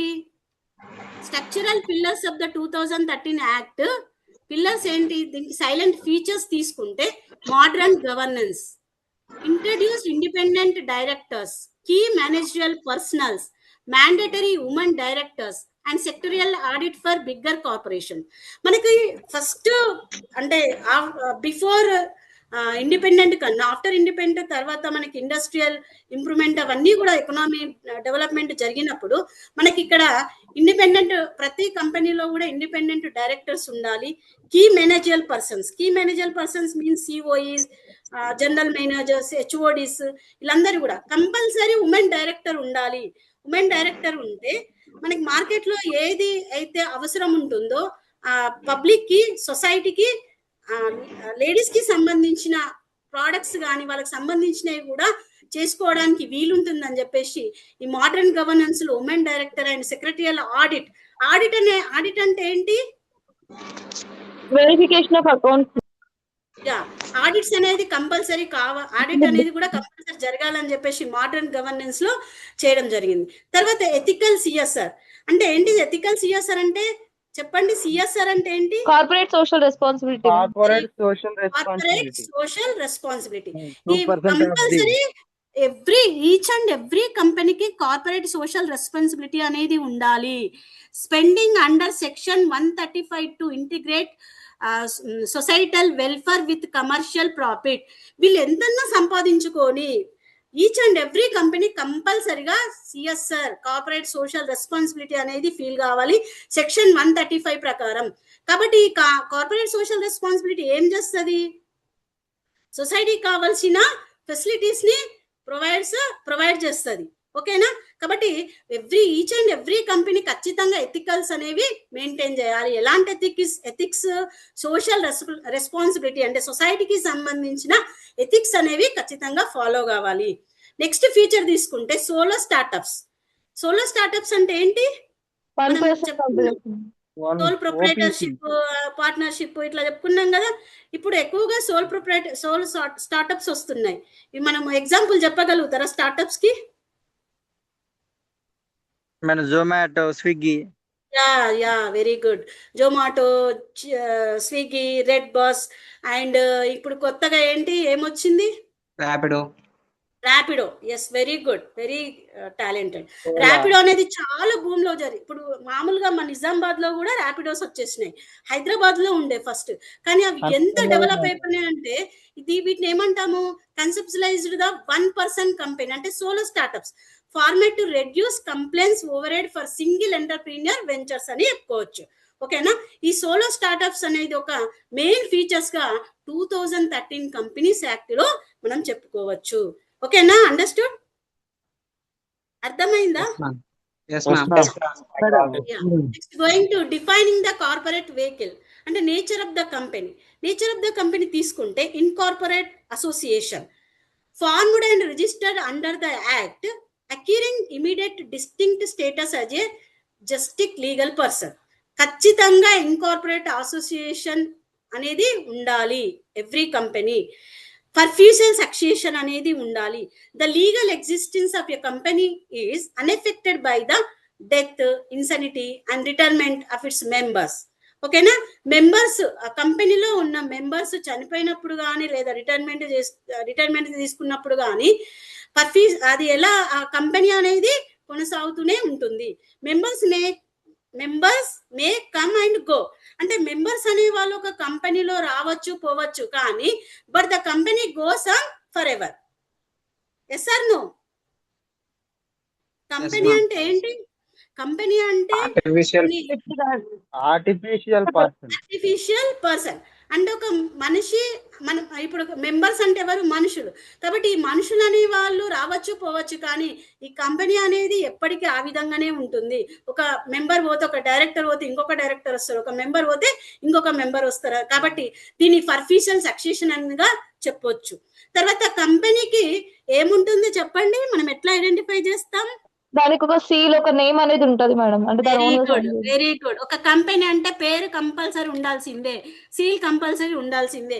కామన్ సీల్ ఒక కంపెనీకి ఉండటం జరుగుతుంది. Act as the official signature of the corporate body. So amendments have made the common seal official.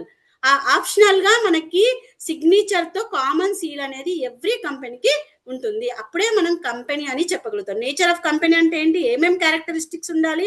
Company అంటే ఇన్కార్పొరేట్ అసోసియేషన్ అయి ఉండాలి, పర్ఫ్యూచువల్ సక్సెషన్ అయి ఉండాలి, కంపల్సరీ కామన్ సీల్ అనేది ఉండాలి.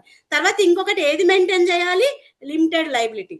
The financial exposure of members is strictly limited to the unpaid value of shares held by them. ఇది compulsory mention చేయాలి. మనకు ఫైనాన్షియల్ గా ఎక్స్పోజర్ కావాలంటే లిమిటెడ్ లైబిలిటీ అనేది కంపల్సరీ. ఇవి నేచర్స్ ఆఫ్ ద కంపెనీగా మనం చెప్పుకోవచ్చు.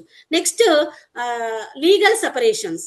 ఈ juristic status and Salomon doctrine cases లో Salomon and Salomon company limited ఏం చెప్పిందంటే establishes that a company is a completely distinct legal personality from its shareholders and directors. ఖచ్చితంగా ఇది లీగల్ గా కంపెనీ నమోదై ఉండాలి. కంపల్సరీ ఇందులో షేర్ హోల్డర్స్ కానీ directors కానీ ఖచ్చితంగా a company owns its properties, incurs debts and can sue be sued independent. ఎవరు independent law use చేసుకోవడానికి ఉండదు. Okay, next lifting the corporative veil. Course this well in cases of fraud, tax evasion, shell operations or public enemy trading. Under these circumstances, individual directors members face personal liability. ఇక్కడ ఏం జరుగుతుంది, ఏదైనా fraud జరిగినప్పుడు tax aviation అంటే ఏంటి? Escaping from, yeah, ఇవన్నీ కూడా జరిగినప్పుడు ట్యాక్స్ ఏవియేషన్ ఇల్లీగల్ మేడం. అంటే how to avoid the tax pay చేయకుండా ఎట్లా ట్యాక్స్ ని నేను కట్టకుండా చూసుకోవాలి అని అన్నప్పుడు లీగల్ సెపరేషన్ అంటే లీగల్ గా ఖచ్చితంగా వాళ్ళకి ఏదో ఒకటి చేయడం అనేది జరుగుతుంది. ఓకే, నెక్స్ట్ సెక్షన్ 135 ప్రకారం సోషల్ రెస్పాన్సిబిలిటీ మ్యాండేటా. ఈచ్ అండ్ ఎవ్రీ కంపెనీకి సిఎస్ఆర్ ఏ విధంగా ఖచ్చితంగా ఉంటుంది. ఎంత పర్సెంట్ చెప్పండి? సిఎస్ఆర్ ఎంత స్పెండ్ చేయాలా ఈచ్ అండ్ ఎవ్రీ కంపెనీ? 2%. ఇవన్నీ కూడా మీకు క్వశ్చన్లు వస్తాయి. స్టాటిస్టికల్ డేటా గుర్తు పెట్టుకోండి, రాసుకోండి. ఓకేనా? CSR spend mandatory 2%. Okay, applicability and reporting applies to companies existing any of the following limits. ఇక్కడ లిమిట్ ఉంది. Net worth of 500 crores or more, turnover of 1000 crores or more, net profit of 5 crores and more. Requires the establishment of board CSR committee and spending 2% of average net profit of the preceding 3 financial years on scheduled 7th activities. 7th activities లో ఏం చెప్తా అంటే education, health care, poverty elevation గురించి. మనకు net worth అంటే 500 crores మనకు turn over ఉన్న companies ఆ 500 crores లో 2%, 1000 crores అండ్ ఎక్కువ ఉన్నప్పుడు 2%. అందులో అట్లా ఖచ్చితంగా ఈచ్ అండ్ ఎవ్రీ కంపెనీ మ్యాండేటరీగా స్పెండ్ చేయాల్సిందే. సిఎస్ఆర్ కంపెనీ అంటే సొసైటీకి ఖచ్చితంగా ఏదో ఒకటి చేయాల్సిందే. ఫెసిలిటీస్ అంటే సొసైటీకి చేయాల్సిందని చెప్పేసి 2013 యాక్ట్ చెప్పడం జరిగింది. And next auditor independence and rotation rules. Audit ఏ విధంగా ఉంటుంది? ఫైనాన్షియల్ ఆడిట్స్ ఏ విధంగా ఉంటాయంటే auditor rotation mandate compulsory. Each and every company audit అనేది కంపల్సరీ చేయించాలి. ఓకేనా? 2013 కంపెనీస్ యాక్ట్ ప్రకారము 2% సిఎస్ఆర్ కంపల్సరీ 2% స్పెండ్ చేయాలి. నెక్స్ట్ ఏంటి? ఆడిట్ అనేది కంపల్సరీ, ఫైనాన్షియల్ ఆడిట్ అనేది కంపల్సరీ చేయించాలి. To avoid conflicts of interest, listed and prescribed public companies must change individuals auditors every 5 years and audit time every 10 years, 2 consecutive terms. This ensures completely unbased financial reviews. ఖచ్చితంగా audit అనేది 5 years ఒకసారి చేయించాలి. ఓకేనా? ఇక్కడ prohibited non audit services under section 144 ఏం చెప్తారంటే statutory auditors are strictly banned from rendering non audit services such as book keeping, internal audit, design of financial systems and actuarial services, preserving strict independence. ఇవన్నిటికీ కూడా under section 144 ప్రకారము strict గా ఇవన్నీ కూడా ban చేయడం జరుగుతుంది. ఇక్కడ నాన్ ఆడిట్ సర్వీసెస్ గా చెప్పుకోవచ్చు. ఓకేనా? ఇవన్నీ ఫైనాన్షియల్ ఆడిట్ కి సంబంధించినవి. Next equity justice, minority rights and prevention of oppression. Equity justice ఎట్లా ఉంటుంది మైనారిటీకి సంబంధించినప్పుడు? Combating oppression and mismanagement జరిగినప్పుడు section 241 to 244 protect minority interests. ఈ 241 నుంచి 244 సెక్షన్స్ ఏం చెప్తాయంటే మైనారిటీ ఇంట్రెస్ట్ ని ప్రొటెక్ట్ చేస్తూ చెప్తాయి. Shareholders holding at least 10% voting power or 100 members can file complaints before the national company law tribunal. National company law tribunal ప్రకారం ఖచ్చితంగా అట్లీస్ట్ 10% ఓటింగ్ పవర్ లేదా 100 మెంబర్స్ ఫైల్ చేస్తేనే సెక్షన్ 241 to 244 ప్రొటెక్ట్ అనేది minority protect చేయడం అనేది జరుగుతుంది. This act introduced class action suits enabling share holders, the suit directors and auditors collectively for damages caused by fraudulent acts or misleading statements. ఎప్పుడైనా fraudulent జరిగినప్పుడు, misleading statements ఇచ్చినప్పుడు ఇక్కడ class action suits ని చేయడం జరుగుతుంది. ఇది ఈక్విటీ జస్టిస్ మెయింటైన్ చేయడం అనేది ఉంటుంది. నెక్స్ట్ ఇక్కడ కంపారిజన్ తీసుకుంటే ఏంటి, మనకు స్ట్రక్చరల్ షిఫ్ట్ జరిగింది కదా 1956 యాక్ట్ వర్సెస్ 2000 యాక్ట్. మనకి పారామీటర్స్ ఏంటి స్ట్రక్చర్ లో కానీ, స్ట్రక్చర్ తీసుకుంటే కంపెనీస్ యాక్ట్ 1956 లో 658 సెక్షన్స్ 15 షెడ్యూల్స్ ఉన్నాయి. చెప్పండి, ఇది కంపెనీస్ యాక్ట్ 2013 లో ఎన్ని ఉన్నాయి? 470 సెక్షన్స్ 7 షెడ్యూల్. మరి ఎందుకు తగ్గినాయి కదా, సెక్షన్స్ తగ్గినాయి కదా, షెడ్యూల్స్ కూడా తగ్గినాయి. ఓకేనా, అప్పుడు మన కంపెనీస్ యాక్ట్ 1956 ప్రకారం 658 సెక్షన్స్ ఉన్నాయి, 15 షెడ్యూల్స్ ఉన్నాయి. కానీ ఇక్కడ 2013 యాక్ట్ వచ్చేసరికి మనకి 470 సెక్షన్స్ 7 షెడ్యూల్స్, అంటే వేస్ట్ సెక్షన్స్ ఏవైతే ఉన్నాయో యూజ్ కానీ అన్ని కూడా తీసివేయడం జరిగింది. నెక్స్ట్ పారామీటర్ తీసుకుంటే private company maximum members. Any idea about the companies act ప్రకారం ఎంత మంది ఉండాలి? కంపెనీస్ యాక్ట్ 2013 ప్రకారం ఎంత ఉండాలి ప్రైవేట్ కంపెనీకి? 20. లిమిటెడ్ యాక్ట్ 1956 ప్రకారం 50 మెంబర్స్. కంపెనీ యాక్ట్ 2013 ప్రకారము ఇంక్రీజ్ టు 200 మెంబర్స్. బ్యాంకింగ్ లో 50 అని ఉంటది కదా. In case of banking, they are 10 yeah. Next 1% company. ఇక్కడ 1% కంపెనీ చెప్పండి. ఇక్కడ 1% కంపెనీ తీసుకుంటే minimum 2 permitted as a validity entity. వాళ్ళకి ఎంత వ్యాలిడిటీ, ఇక్కడ కంపెనీస్ యాక్ట్ 2013 ప్రకారం తీసుకుంటే వ్యాలిడ్ ఎంటిటీ ఎంత అయితే అంత పర్మిట్ చేసుకోవచ్చు. ఇక్కడేమో నో ప్రొవిజన్ ఉంది. ఓకే, ఏంటమ్మా మ్యామ్ 1% కంపెనీ అన్నప్పుడు 1 మెంబర్ ఉండొచ్చు కదా మ్యామ్, అంటే అక్కడ ఎందుకు 2 మెంబర్స్? రిక్వైర్డ్ మినిమం 2 మెంబర్స్ అంట. రిక్వైర్డ్, ఒకవేళ రిక్వైర్మెంట్ ఉంటే 2 మెంబర్స్ కూడా ఉండొచ్చు. ఓకే, నో ప్రొవిజన్ ఏం లేదు. ఓకేనా, సిచ్యువేషన్ ని బట్టి. Okay, next judicial dispute body. ఇక్కడ కంపెనీస్ యాక్ట్ 1956 ప్రకారం కంపెనీ లా బోర్డు చూసుకుంటుంది. ఇక్కడ కంపెనీస్ యాక్ట్ 2013 ప్రకారం నేషనల్ కంపెనీ లా ట్రిబ్యునల్ అనేది ఉంటుంది. ఓకే, ఇది comparison of the companies act 1956 and companies act 2013. Clear? ఓకేనా? Yes, ma'am. Next going to facilitating corporate is of business. Reforms ఏం జరిగినాయి, గవర్నమెంట్ రిఫార్మ్స్ ఏమున్నాయంటే ఫస్ట్ చూసుకుంటే e governance mandate. E governance ఇప్పుడు అంతా ఈ అనే ఉంటున్నాం, ఎలక్ట్రానిక్సే కదా, కాబట్టి ఈ గవర్నెన్స్ అనేది మ్యాండేట్ గా 2013 కంపెనీస్ యాక్ట్ ప్రకారం ఈ గవర్నెన్స్ అనేది mandatory, compulsory. Transition to fillings, registration and notice services to the MCA 21 portal, reducing physical paper overhead and filling time. Physical paper అనేది ఎక్కువైపోతుంది కాబట్టి అన్ని ఆన్లైన్ లోనే ఫిల్లింగ్స్ కానీ, ఫైలింగ్స్ కానీ, రిజిస్ట్రేషన్స్ కానీ అన్నీ కూడా మనకి ఆన్లైన్ లోనే చేసే విధంగా ఈ యాక్ట్ అనేది తీసుకురావడం జరిగింది. ఇక్కడ నెక్స్ట్ తీసుకుంటే సింప్లిఫైడ్ అప్రూవల్స్. ఇక్కడ 2013 కంపెనీస్ యాక్ట్ ప్రకారం సింప్లిఫైగా చేయడం జరిగింది. పెద్ద ప్రాసెస్ లేకుండా ఏదైనా కూడా సింప్లిఫైడ్ చేయడం procedure. For inter corporate loans కానీ, స్టాండర్డ్ అప్రూవల్స్ కానీ, direct execution of business transformations కానీ, ఇప్పుడు మనకి ఒక కంట్రీతో ఇంకొక కంట్రీతో చాలా ఎక్స్పోర్ట్స్ ఇన్పోర్ట్స్ జరుగుతూ ఉంటాయి కదా, అవన్నీ ఎక్కువ ప్రాసెస్ ఉంటాయి, లేట్ అవుతుంది, టైం అంతా వేస్ట్ అవుతుంది. కాబట్టి సింప్లిఫైడ్ అప్రూవల్స్, సింపుల్ గా అప్రూవ్ చేసే విధంగా మనకి యాక్ట్ ద్వారా చేసుకోవడం జరిగింది. Next fast track mergers. Fast track mergers అంటే చెప్పండి ఎగ్జాంపుల్.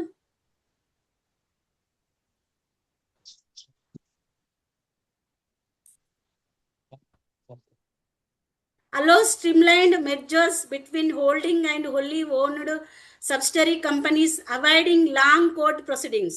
లాంగ్ టైం తీసుకొని అదంతా ప్రాసెస్ చేసి రిజిస్టర్ అవన్నీ చేసేదాకా ఉండకుండా ఫాస్ట్ ట్రాక్ మెర్జర్స్ అనేవి మనకి కంపెనీస్ యాక్ట్ ద్వారా ప్రవేశపెట్టడం జరిగింది. ఇప్పుడు మనకు ఎగ్జాంపుల్ చెప్పుకుంటే, మనం ఇప్పుడు రోడ్డు మీద టోల్ గేట్ దగ్గర మనకు డబ్బులు ఇచ్చి అదంతా ప్రాసెస్ చేసేవాళ్ళు కదా, ఇప్పుడు ఆన్లైన్ లోనే వచ్చేసింది కదా మనకి ఫాస్ట్ ట్యాగ్ అని. అలాంటివి అట్లాంటివి కూడా మనకు ఈ కంపెనీస్ యాక్ట్ ద్వారా మన ఇండస్ట్రీలో ఇవన్నీ కూడా ఫాస్ట్ ట్రాక్ మెర్జర్స్ అనేవి తొందరగా అయ్యే విధంగా సింప్లిఫై చేయడం అనేది కొన్ని రిఫార్మ్స్ ని ఈ కంపెనీస్ యాక్ట్ ద్వారా తీసుకురావడం జరిగింది బిజినెస్ లో. Okay, next corporate accountability.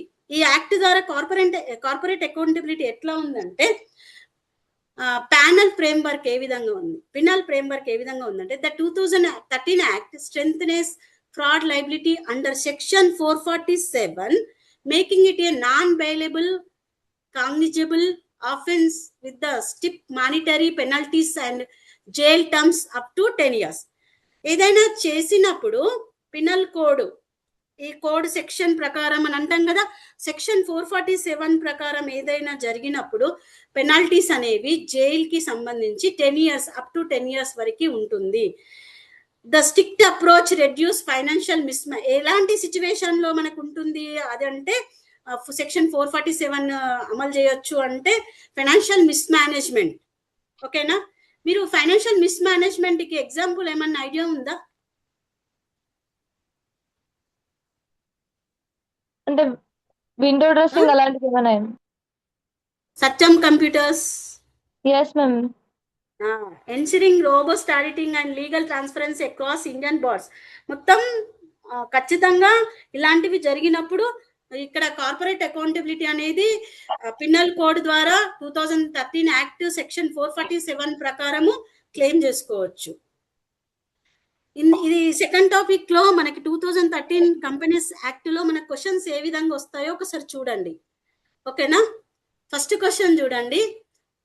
Under section 285 of the Companies Act 2013, which of the following criteria must be met for a private company to be classified as a small company? కంపెనీల చట్టం 2030లోని section 285 ప్రకారం ఒక private కంపెనీని చిన్న కంపెనీగా వర్గీకరించడానికి కింది వాటిలో ఏ నిబంధనను పూర్తి చేయాలి? చెప్పండి, ఆన్సర్ ఏంటి? ఇందులో ఏది కరెక్ట్ ఉంది?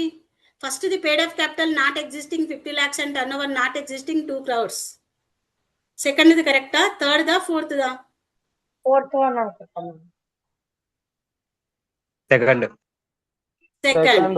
పేడ్ ఆఫ్ క్యాపిటల్ నాట్ ఎగ్జిస్టింగ్ చిన్న కంపెనీస్ కి 4 crores టర్న్ ఓవర్ ఉండాలి, 40 crores కి ఎక్కువగా ఉండకూడదు. ఓకేనా, మినిమం 4 crores నుండి maximum 40 crores. Okay, next question. As per section 173 of the Companies Act 2013, what is the minimum number of board meetings company must hold in a year, and what is the maximum permissible gap between 2 consecutive meetings? ఇక్కడ 2013 act ప్రకారము సంవత్సరంలో ఎన్నిసార్లు board సమావేశం నిర్వహించాలి, వ్యవధి ఎంత చెప్పగలుగుతారా? 4 meetings 120 days. 120 days అంటే ఎంత చెప్పండి? 120 days లో 4 meetings చేయాలి. ఓకేనా, 30 days కదా మేడం, 30 days. 30 days 30 days కి ఒక meeting. Okay, Yes ma'am. Next question 3. కంపెనీల చట్టం ప్రకారం 149 సెక్షన్ 4 ప్రకారం ఏ తరగతి కంపెనీలు తమ మొత్తం డైరెక్టర్ల సంఖ్యలో కనీసం 3/4 మందిని స్వతంత్ర డైరెక్టర్గా తప్పనిసరిగా నియమించాలి? ఆల్ ప్రైవేట్ కంపెనీసా, ఆల్ 1% కంపెనీసా, every listed public company, small companies with turn over over 100 crores? మొత్తం డైరెక్టర్ల సంఖ్యలో కనీసం 3/4 మందిని ఇండిపెండెంట్ డైరెక్టర్స్ గా నియమించాలి. అంటే ఏ ఆన్సర్ వస్తుంది? ఎవ్రీ లిస్టెడ్ కంపెనీ ఖచ్చితంగా డైరెక్టర్లలో ఎంతమంది డైరెక్టర్లు ఉన్నారో ఆ డైరెక్టర్లో 3/4 మందిని ఖచ్చితంగా ఇండిపెండెంట్ డైరెక్టర్స్ గా నియమించాలి. ఓకేనా, నెక్స్ట్ క్వశ్చన్. ఒక కంపెనీ నిర్దిష్ట ఆర్థిక పరిమితులను కలిగి ఉంటే సెక్షన్ 135 ప్రకారం కార్పొరేట్ సోషల్ రెస్పాన్సిబిలిటీ అంటే సిఎస్ఆర్ కమిటీని ఏర్పాటు చేయాలి. కింది వాటిలో సిఎస్ఆర్ వర్తింపునకు చెందని నిబంధన ఏది? మనం సిఎస్ఆర్ అంటున్నాం కదా, దేని ప్రకారం సిఎస్ఆర్ ని ఏర్పాటు చేయాలి? 135 సెక్షన్. గుర్తుపెట్టుకోండి, సిఎస్ఆర్ ఏ సెక్షన్ ప్రకారం నియమించబడుతుంది? 135 సెక్షన్ అనేది ఎలాంటి వాటికి వర్తింపు చెందుతుంది? చెందని నిబంధనలు ఏవి? చూడండి, ఏది correct? paid up capital 100 crore and more. Yeah, paid up capital అనేది 100 crores కన్నా ఎక్కువగా ఉన్నప్పుడు ఇది సిఎస్ఐఆర్ కమిటీ అనేది వర్తింపు చెందుతుంది. మిగతా వాటిలో చెందదు. నెట్వర్త్ 500 crores, 1000 crores, 5 crores ఉన్న వాటికి సిఎస్ఆర్ అనేది వర్తించదు. ఓకేనా? Next last question. Which of the following statements regarding 1% company is correct under the companies act 2013? కంపెనీల చట్టం 2013 ప్రకారం 1% కంపెనీకి సంబంధించి క్రింది ప్రకటనలో ఏది సరైనది?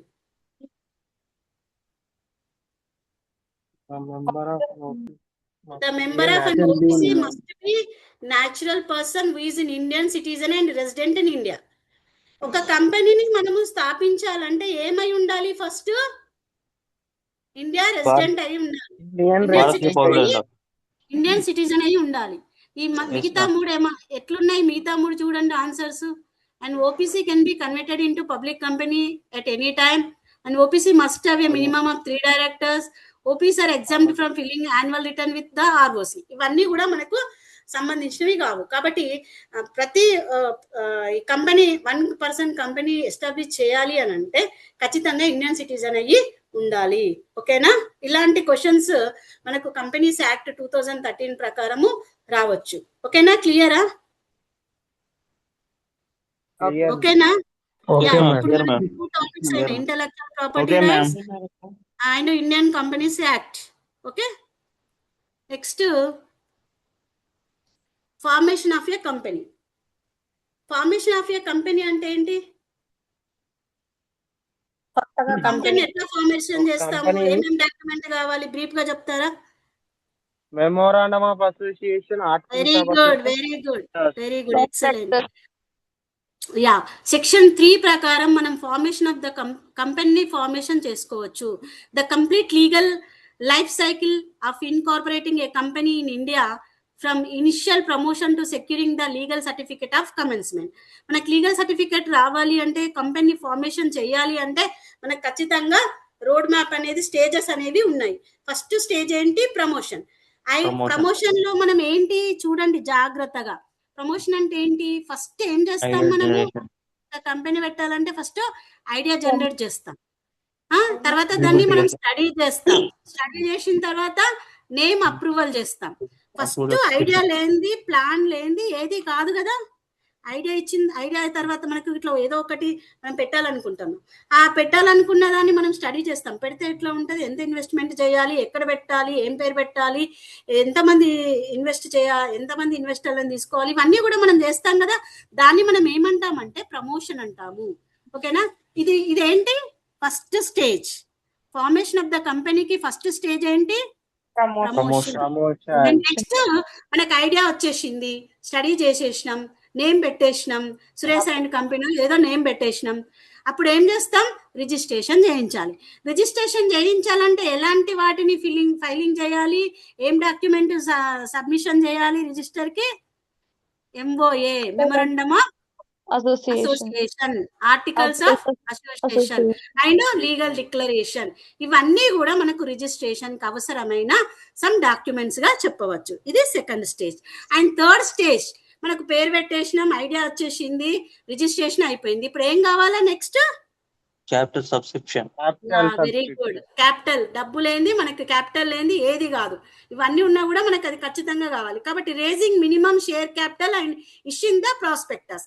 మనకు క్యాపిటల్ కావాలంటే దేని ద్వారా మనం క్యాపిటల్ ని మనం తీసుకుంటాము, సేకరించుకుంటాం? షేర్స్ బై షేర్స్ ఇష్యూ చేస్తాం కదా ma'am. Equity share holder, preference share holder, debenture holders ఇవందరూ కూడా రావాలంటే మనం ఏమి ఇస్తాం? మన కంపెనీ పెట్టినట్టు తెలవాలి కదా. వాళ్ళ మన కంపెనీలో ఏముంది వాళ్ళకి తెలవాలంటే దేని త్రో పెడతాం? ప్రాస్పెక్టస్ ఇష్యూ చేస్తాం. Very good. ప్రాస్పెక్టస్ ఇష్యూ చేసినప్పుడు మన కంపెనీ గురించి మనము చెప్తాం. కాబట్టి వాళ్ళు క్యాపిటల్ సబ్స్క్రిప్షన్ చేయడానికి మనకు ముందుకు వస్తారు. అంటే మన క్యాపిటల్ ఇన్వెస్ట్మెంట్, షేర్ వాల్యూ ఎంత అనేది వాళ్ళకి తెలియాలి కదా. కాబట్టి అది తెలియాలంటే ప్రాస్పెక్టస్ లో మన షేర్ వాల్యూ అవన్నీ కూడా మనం తెలిపినప్పుడు మన క్యాపిటల్ సబ్స్క్రిప్షన్ అనేది జరుగుతుంది. తర్వాత ఏంటి? తర్వాత స్టెప్ కమెన్స్మెంట్. మనకి ఐడియా వచ్చేసింది, పేరు పెట్టేసినాము, డాక్యుమెంట్ అన్ని సబ్మిట్ చేసినాము, రిజిస్ట్రేషన్ అయిపోయింది, క్యాపిటల్ అంతా చేసేసుకున్నాము. తర్వాత ఏంటి? Filing complaints declaration to officially start operation. మనం అఫీషియల్ గా కంపెనీ స్టార్ట్ చేస్తున్నామని ఒకటి కమెన్స్మెంట్ ఇచ్చేస్తాం. ఇది section 3 formation of the company stages గా మనం చెప్పుకోవచ్చు. క్లియరా? And next the promotion stages and promoters. Pre incorporation ఏ విధంగా ఉంటది? Who is a promoter? The person who promotes a company, who creates a company. Under section 269, a promoter is a person named in the prospectus or identified in annual returns who exercise control over company affairs or whose advice guides the board of directors. Board of directors ki evarkaithe advice istado, company affairs ni control chestado, ivanni exercises evaraithe chestado, annual returns ni identify chestado, atane promoter. Deni prakaram? Under section 269 ప్రకారము ఇవన్నీ చేసే అతన్ని promoter గా చెప్పొచ్చు. ఓకేనా? Next ఇక్కడ position ఏ విధంగా ఉంటుంది? Promoters occupy fiduciary relationship with the future company. They cannot make any secret profits from promotion transactions and must act with the transparency, disclosing all material facts. ఇక్కడ ప్రమోటర్ అనే అతను ట్రాన్స్పరెన్సీగా పని చేయాలి, ఎలాంటి తప్పిదాలు చేయవద్దు, సీక్రెట్స్ మెయింటైన్ చేయొద్దు. ఇవన్నీ కూడా ఫ్రీ ఇన్కార్పొరేషన్ లోకి వస్తాయి. ఓకేనా? Next promoters legal rights and liabilities ఏముంటాయి? దానికి ఆబ్లిగేషన్స్ ఏంది అంటే లైబిలిటీ ఫర్ మిస్స్టేట్మెంట్స్. ఇక్కడ ప్రమోటర్స్ మిస్స్టేట్మెంట్స్ అనేది ఫాలో కావద్దు. Promoters face civil and criminal penalties for any false declarations made in the prospectus లో. ఇప్పుడు మనం కంపెనీ పెడుతున్నామని చెప్పేసి ఇంత ఇన్వెస్ట్మెంట్, ఇంత అది ఇది అని చెప్పేసి కొన్ని ఫ్రాడ్ చేస్తాయి కదా. అలాంటి ప్రాస్పెక్టస్ ద్వారా మనము ఫ్రాడ్ చెప్పినప్పుడు అకౌంట్స్ మిస్ మేనేజ్మెంట్ ఇలాంటివన్నీ కూడా చెప్పినప్పుడు పెనాల్టీస్ ఉంటాయి. సివిల్ క్రిమినల్ పెనాల్టీస్ అనేవి ప్రమోటర్ కి ఖచ్చితంగా ఉంటాయి మిస్స్టేట్మెంట్స్ ఇచ్చినప్పుడు. ఓకేనా? Next pre incorporation contracts. Promoters remains personally liable for contracts signed before incorporation unless the company up to them upwards. Pre incorporation contracts అనేవి ఖచ్చితంగా సైన్ చేసినవై ఉండాలి. Next right to indemnity. Promoters have the right to recover legitimate promotional expenses from the company once incorporated. Right to indemnity కూడా follow కావాలి. ఇవన్నీ కూడా. Next incorporation అంటే certificate of incorporation. Certificate ఖచ్చితంగా కంపెనీ సర్టిఫికేట్ అనేది ఖచ్చితంగా ఉంటుంది. అది filing constitution document leads the register of companies issuing the certificate. మనం అన్ని డాక్యుమెంట్స్ ఇస్తాం కదా రిజిస్టర్ కి, అప్పుడు మనకి కంపెనీ సర్టిఫికేట్ ఇస్తుంది. ఇప్పుడు మనం చూస్తాం కదా కొన్ని కంపెనీలలో సర్టిఫికేట్ ని లామినేషన్ చేసి పెట్టుకుంటారు, చూసారా? కంపెనీ సర్టిఫికేట్ ఎక్కడైనా చూసారా? మనకి మనము రిజిస్ట్రేషన్ చేసినప్పుడు కంపెనీని మనకి సర్టిఫికెట్ ఇస్తుంది along with unique corporate identity number. ఒక నంబర్ ఇస్తుంది, ఎవరికి లేని నంబరు. అంటే ఒక్కొక్క కంపెనీ ఒక్కొక్క నంబరు, కొత్త నంబర్ అనేది ఇవ్వడం జరుగుతుంది. This certificate serves as conclusive evidence that all regulatory registration requirements have been completed where and the company is legally born. అంటే కొత్తగా కంపెనీ పెడుతున్నాం అని చెప్పేసి సర్టిఫికెట్ ఎక్కడ ఎలాంటివి లేకుండా ఉండడానికి ఈ సర్టిఫికెట్ అనేది యూజ్ అవుతుంది. మనం ఎలాంటి ఏ కోర్టులలో కేసు కంపెనీకి సంబంధించిన ఎలాంటి ఇల్లీగల్ ఏమైనా జరిగినప్పుడు ఈ సర్టిఫికెట్ ప్రకారము మనం ఇది చేసుకోవచ్చు. అంటే రిజిస్ట్రేషన్ వాళ్ళు రిజిస్టర్ ఇవ్వడం జరుగుతుంది సర్టిఫికెట్ కాబట్టి, ఇది ఆల్రెడీ మన కంపెనీ రిజిస్టర్ అయి ఉంటుంది కాబట్టి రిజిస్టర్ అయ్యేటప్పుడు కరెక్ట్ డాక్యుమెంట్ అనేవి మనం సబ్మిట్ చేస్తాం కాబట్టి మనకి ఈ సర్టిఫికెట్ అనేది కంపెనీకి యూజ్ అవుతుంది. నెక్స్ట్ ఇక్కడ ఎంఓఏ అంటే ఏంటి? Memorandum memorandum of of Memorandum of association లో మీరు ఆల్రెడీ కొన్ని క్లాసెస్ చదివి ఉంటారు. Yes, ma'am. Name Name, class, object class, capital capital and class, liability. Name and office classes ఏం చెప్తుంది? The name class details the company's approved name. Name ఖచ్చితంగా name approve అయినాక name ఎట్లా పెట్టాలి ఏంటి అనేది రిజిస్టర్ ఆఫీస్ లో ఖచ్చితంగా మనం కొత్త నేమ్ అనేది ఇచ్చినప్పుడు మన కంపెనీ ఎవరికి లేని పేరు మనకిస్తుంది. కాబట్టి అది నేమ్ క్లాజ్ అని చెప్పొచ్చు. ఆబ్జెక్ట్ క్లాజ్ అంటే ఏంటి? Defines the operational purpose and scope of activities the company is permitted to execute any action behind the object clause is wide. మనం ఆబ్జెక్ట్ క్లాజ్ లో మనం ఏమైతే మన కంపెనీకి సంబంధించిన ఉద్దేశాలు ఉన్నాయో అవన్నీ కూడా ఆబ్జెక్ట్స్ అనేవి కంపెనీ ఎంఓయూలో పెట్టడం జరుగుతుంది. ఆ ఆబ్జెక్ట్స్ సంబంధించిన దాన్ని మనం ఆబ్జెక్ట్ క్లాజ్ గా చెప్పొచ్చు.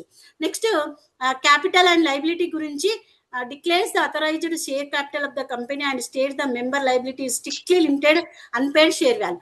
అంటే ఖచ్చితంగా క్లియర్ గా ఎంఓఏలో మనము క్యాపిటల్ ఎంత పెడుతున్నాం, ఎవ్రీ షేర్ హోల్డర్ లయబిలిటీ ఎంత ఉందనేది ఖచ్చితంగా ఈ క్యాపిటల్ అండ్ లయబిలిటీ క్లాస్ ద్వారా తెలుసుకోవచ్చు. తర్వాత ఇంటర్నల్ రూల్స్. ఇంటర్నల్ రూల్స్ అనగానే మనకి ఏం గుర్తుకు రావాలి? Second document MOA primary document అయితే సెకండరీ డాక్యుమెంట్ ఏంటి? Articles of association. Articles of association అంటే మన కంపెనీ ఓన్ గా మన ఇష్టం వచ్చిన రీతిలో రూల్స్ అండ్ రెగ్యులేషన్స్ ని ఫామ్ చేసుకోవడం. ఇంటర్నల్ మేనేజ్మెంట్ కి సంబంధించి ఇంటర్నల్ రూల్స్. ఒక కంపెనీ ఇష్టం వచ్చినట్టుగా మన కంపెనీ మనము అది మెటీరియల్ విషయంలో కావచ్చు, లేబర్ విషయంలో కావచ్చు, ప్రతి దాంట్లో మనం రూల్స్ అనేది సెటప్ చేసుకొని ఆ డాక్యుమెంట్ రిజిస్టర్ కి సబ్మిట్ చేసేదాన్ని ఆర్టికల్స్ ఆఫ్ అసోసియేషన్ అంటారు.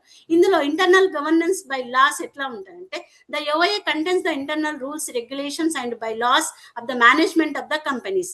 Day to day affairs working in subordination to the MOA and the companies act. అంటే మనకి ఇప్పుడు మనం లెవెల్స్ ఆఫ్ మేనేజ్మెంట్ చూసుకుంటాం కదా, సిఓఈ, హెచ్ఓడిసి ఇవన్నీ ఉంటాయి కదా, అదంతా కూడా ఎట్లా రూల్స్ మనం ఎట్లా పెట్టుకుంటే అట్లా సిఓఈ తర్వాత హెచ్ఓడి తర్వాత సూపర్వైజర్స్ ఆ విధంగా ఉంటాయి కదా, అవన్నీ కూడా మనం ఇంటర్నల్ గవర్నెన్స్ బై లాస్ ప్రకారము క్రియేట్ చేసుకోవచ్చు. Key content clauses. It defines the execution of shares transfers, calls and shares, borrowing powers, board meetings, voting rights, dividend payments and the appointment and remuneration of directors. ఇక్కడ ఈ articles of association లో మనము directors ని ఎలా appointment చేస్తాము, directors కి ఏం remuneration ఇస్తాము, తర్వాత కాల్స్ ఎట్లా పిలుస్తాము, షేర్స్ ని ఎలా ట్రాన్స్ఫర్ చేసుకోవచ్చు, బోర్డ్ మీటింగ్స్ ఎట్లా చేసుకుంటాం, ఓటింగ్ రైట్స్ అనేవి ఏ విధంగా ఉంటాయి, ఇవన్నీ కూడా మనకి ఏఓఏలో మనం రాసుకుంటాము. ఓకేనా? ఫస్ట్ కంపెనీ పెట్టక ముందే మనము ఎంఓఏ ఏఓఏ అనేవి రిజిస్టర్ కి నమోదు చేస్తాం కాబట్టి ఇంటర్నల్ గా మనము ఇవన్నీ రాసుకొని డాక్యుమెంట్ ని సబ్మిట్ చేయడం జరుగుతుంది. ఇది ఏఓఏ. ఓకేనా? Next constructive notice and indoor management. Legal గా ఏమున్నాయి? ఈ డాక్టరైన్ ఆఫ్ అల్ట్రా వైరస్ అనే తీసుకుంటే actions performed behind the scope of the object clause in the MOA are declared ultra vires. Behind powers అంటే బిహైండ్ పవర్స్ కి అధిగమించి ఉన్నప్పుడు such contracts are void or can not be rectified protecting investors. అప్పుడు ఏం జరుగుతుంది? Contracts అనేవి rectified చేయడం జరుగుతుంది, ఇన్వెస్టర్ ని ప్రొటెక్ట్ చేయడం అనేది ఈ మనకు ఈ దీని ద్వారా చేయడం జరుగుతుంది. ఇక్కడ ఇండోర్ మేనేజ్మెంట్ అంటే ఏంటంటే protects third parties dealing with the company. Third parties ని ప్రొటెక్ట్ చేయడానికి కంపెనీ డీల్ చేయడం జరుగుతుంది. అంటే అవుట్ సైడర్స్ ఎవరు చెప్పండి? కంపెనీకి అవుట్ సైడర్స్ ఎవరు? క్రెడిటర్స్ వాళ్ళు ఉంటారు కదా.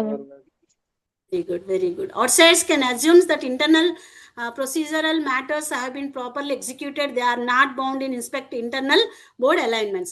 External అంటే మనకి బ్యాంక్ వాళ్ళు కావచ్చు, డెబెంచర్ హోల్డర్స్ కావచ్చు, ఆ తర్వాత గవర్నమెంట్ కావచ్చు, వీళ్ళందరూ కూడా అవుట్ సైడర్స్ కంపెనీకి. కాబట్టి ఇలాంటి విషయంలో కంపెనీ ఖచ్చితంగా ఇంటర్నల్ బోర్డ్ అలైన్మెంట్స్ అనేవి ఖచ్చితంగా చేసుకోవాలి, కన్స్ట్రక్టివ్ గా ఉండాలి. నెక్స్ట్ ఫాస్ట్ ట్రాక్ తీసుకుంటే ఇక్కడ integration portal, single form setups అంటే ఎగ్జాంపుల్ చెప్పండి. Replaced individual applications, integrating name reservation, incorporation. ఇక్కడ చూడండి PAN, TAN, DIN and GSTIN registration in one web form. ఒకటేసారి పాన్ నెంబర్ ఇస్తారు, ఒకటేసారి టాన్ నెంబర్ ఇస్తారు, అవునా? వీటిని మనం సింగిల్ ఫామ్ సెటప్ అంటాము. ఓకేనా? ఇది సెక్షన్ 3 ఫార్మేషన్ కంపెనీ ప్రకారము సింగిల్ ఫర్మ్ సెటప్ ఎట్లా చేసుకోవచ్చు అంటే మనకి ఒక సంఖ్య ఒక్కరికే కేటాయించడం జరుగుతుంది, అది యూనిట్ నంబర్ అయ్యి. నెక్స్ట్ ఏంటి 48 hours TAT, stimulated approval channels enabling tech startups and micro enterprises to complete incorporation within 48 hours of filing. మనం ఫాస్ట్ గా 48 అవర్స్ లో ఫిల్లింగ్ చేసుకోవచ్చు. ఇప్పుడు మనకి రాను రాను కొత్తగా మనకి చాలా అడ్వాన్స్డ్ టెక్నాలజీ వస్తుంది కదా, కాబట్టి మనం అన్ని కూడా ఫాస్ట్ ట్రాక్ కింద 48 అవర్స్ లో మనం అప్రూవల్ ఏదన్నా కొత్త మైక్రో ఎంటర్ప్రైజెస్ కానీ స్టార్ట్అప్స్ కానీ మనకు 48 అవర్స్ లో రిజిస్ట్రేషన్ అయిపోతుంది. ఓకేనా? తర్వాత zero policy TAT means ma'am time టాటా టాట్ అంటే ఏదో ఉంది, నేను చెప్తాను. మనకి టెంపరరీ ఆటోమేషన్ ట్రాన్సాక్షన్ కావచ్చు. టెంపరరీ చూడండి ఒకసారి, టెంపరరీ ఆటోమేషన్ ట్రాన్సాక్షన్ అంటే 48 అవర్స్ లోనే మనకు ఫాస్ట్ గా అయిపోతుంది. టర్న్ అరౌండ్ టైం అనుకుంటున్నాం. Okay ma'am. Okay. Next zero fee policy. Zero fee policy అంటే eliminated incorporation fees for companies with authorised capital up to 15 lakhs to lower barriers for new founders. Up to 15 lakhs వరకు మనకి zero fee policy అని ఉంటుంది, అంటే ఎట్లాంటి fee ఉండదు. ఓకేనా? Fast track లో మనకు SBI CE ప్లస్ ప్రకారము మనకు జీరో ఫీ పాలసీ కూడా దీని ప్రకారము ఫార్మేషన్ కంపెనీ చేసుకోవచ్చు. ఓకేనా? నెక్స్ట్ ఇక్కడ కంపారిజన్ చూసుకుంటే 1% company, private limited, public limited కి కంపారిజన్ తీసుకుంటే, ఫీచర్స్ తీసుకుంటే మినిమం మెంబర్స్ 1% అంటే 1 మెంబరే కదా. ప్రైవేట్ లిమిటెడ్ కి ఎంత minimum members? 2 members. Public limited 7. Maximum member 1% కి మినిమం అయిన 1, మాక్సిమం అయిన 1. ప్రైవేట్ లిమిటెడ్ కి minimum 2 members, maximum 200. Very good. Public limited కి మినిమం ఎంత? 7 members, మాక్సిమం అన్లిమిటెడ్. ఖచ్చితంగా ఈ క్వశ్చన్స్ మీకు ఎగ్జామ్ లో వస్తాయి. ఈ పీపీటీ అనేది మీకు చాలా అవసరం. ఓకేనా? ఇందులో నుంచి కంపల్సరీ క్వశ్చన్ వస్తుంది. తర్వాత మినిమం డైరెక్టర్స్, 1 కంపెనీకి 1 డైరెక్టరే ఉంటాడు, అతనే. ప్రైవేట్ లిమిటెడ్ కి అయితే 2 డైరెక్టర్స్, పబ్లిక్ లిమిటెడ్ అయితే 3 directors. Next transfer of shares ఏ విధంగా ఉంటాయంటే, ఇక్కడ ట్రాన్స్ఫర్స్ ఆఫ్ షేర్స్ చేయడానికి లేదు. ఎందుకు? సోల్ ఓనర్, సోల్ ప్రొప్రైటర్షిప్ ఉంటాడు కాబట్టి షేర్స్ అనేవి ట్రాన్స్ఫర్ చేయడానికి ఉండదు. ప్రైవేట్ లిమిటెడ్ లో రిస్ట్రిక్షన్స్ అనేవి ఉంటాయి, పబ్లిక్ లిమిటెడ్ లో ఫ్రీగా ట్రాన్స్ఫర్ చేసుకోవచ్చు. ఓకేనా? ఓకేనా? క్లియరా? yes ma'am. Next final authorization. Formation of company చేయడానికి మనకు సర్టిఫికేట్ ఇస్తారని చెప్పినాం కదా, అప్పుడు ఆ సర్టిఫికేట్ ప్రకారం మనము బిజినెస్ ని స్టార్ట్ చేసుకోవచ్చు. Under section 10A incorporated companies must fill A declaration with in 180 days confirming that every subscriber has paid the agreed share value. మనకు ఎన్ని రోజులలో ఇస్తారు? మనం సబ్మిషన్ అంత ప్రాసెస్ ఎన్ని డేస్ లలో అయిపోతుంది? 180 days ma'am. Yes, securing this certificate is mandatory before exercising borrowing powers or commencing any business operation. మనము బారోయింగ్ చేయాలన్నా, బిజినెస్ ఆపరేషన్స్ చేయాలన్నా ఖచ్చితంగా అందరు ఏం చూస్తారు? మన కంపెనీకి రావడానికి సర్టిఫికేట్ ఉందా, ఆథరైజ్డ్ సర్టిఫికేట్ ఉందా అనేది చూస్తారు. కాబట్టి company formation of the company section 3 ప్రకారము ఫైనల్ అథరైజేషన్ ఏంటి? సర్టిఫికేట్ అనేది కంపల్సరీ. మనము ఆ డాక్యుమెంట్స్ అన్ని సబ్మిట్ చేసినప్పుడు ఈ సర్టిఫికేట్ అనేది ఇవ్వడం జరుగుతుంది. ఓకే, ఇది మనకి formation of the company. Next రేపటి క్లాస్ లో మనం meeting and resolutions and winding up చెప్పుకుందాం. ఓకేనా? Okay madam. Okay ma'am. Any questions?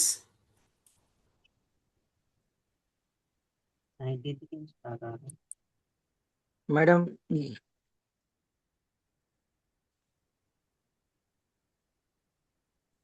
Naresh sir? Madam, okay madam. Okay Thank you. sir. Tomorrow class is also yours, no? Yeah sir. Madam? Sir? రేపు class కూడా మీదే కదా? Cover cut అయింది. అవును sir, అవును sir. రేపటి క్లాస్ కూడా మీదే కదా మేడం? నాదే సార్. ఇంకా 2 topics Okay, okay. Thank you madam for your excellent presentation of today's lecture. Thank you Okay, so sir. much. Thank you, sir. I'm ending the Students, meeting. yeah, students, any doubts? Bye, madam. Oh, man. Okay, sir. Madam, Thank you, please sir. share this PPT in WhatsApp group, madam. Okay. I will share.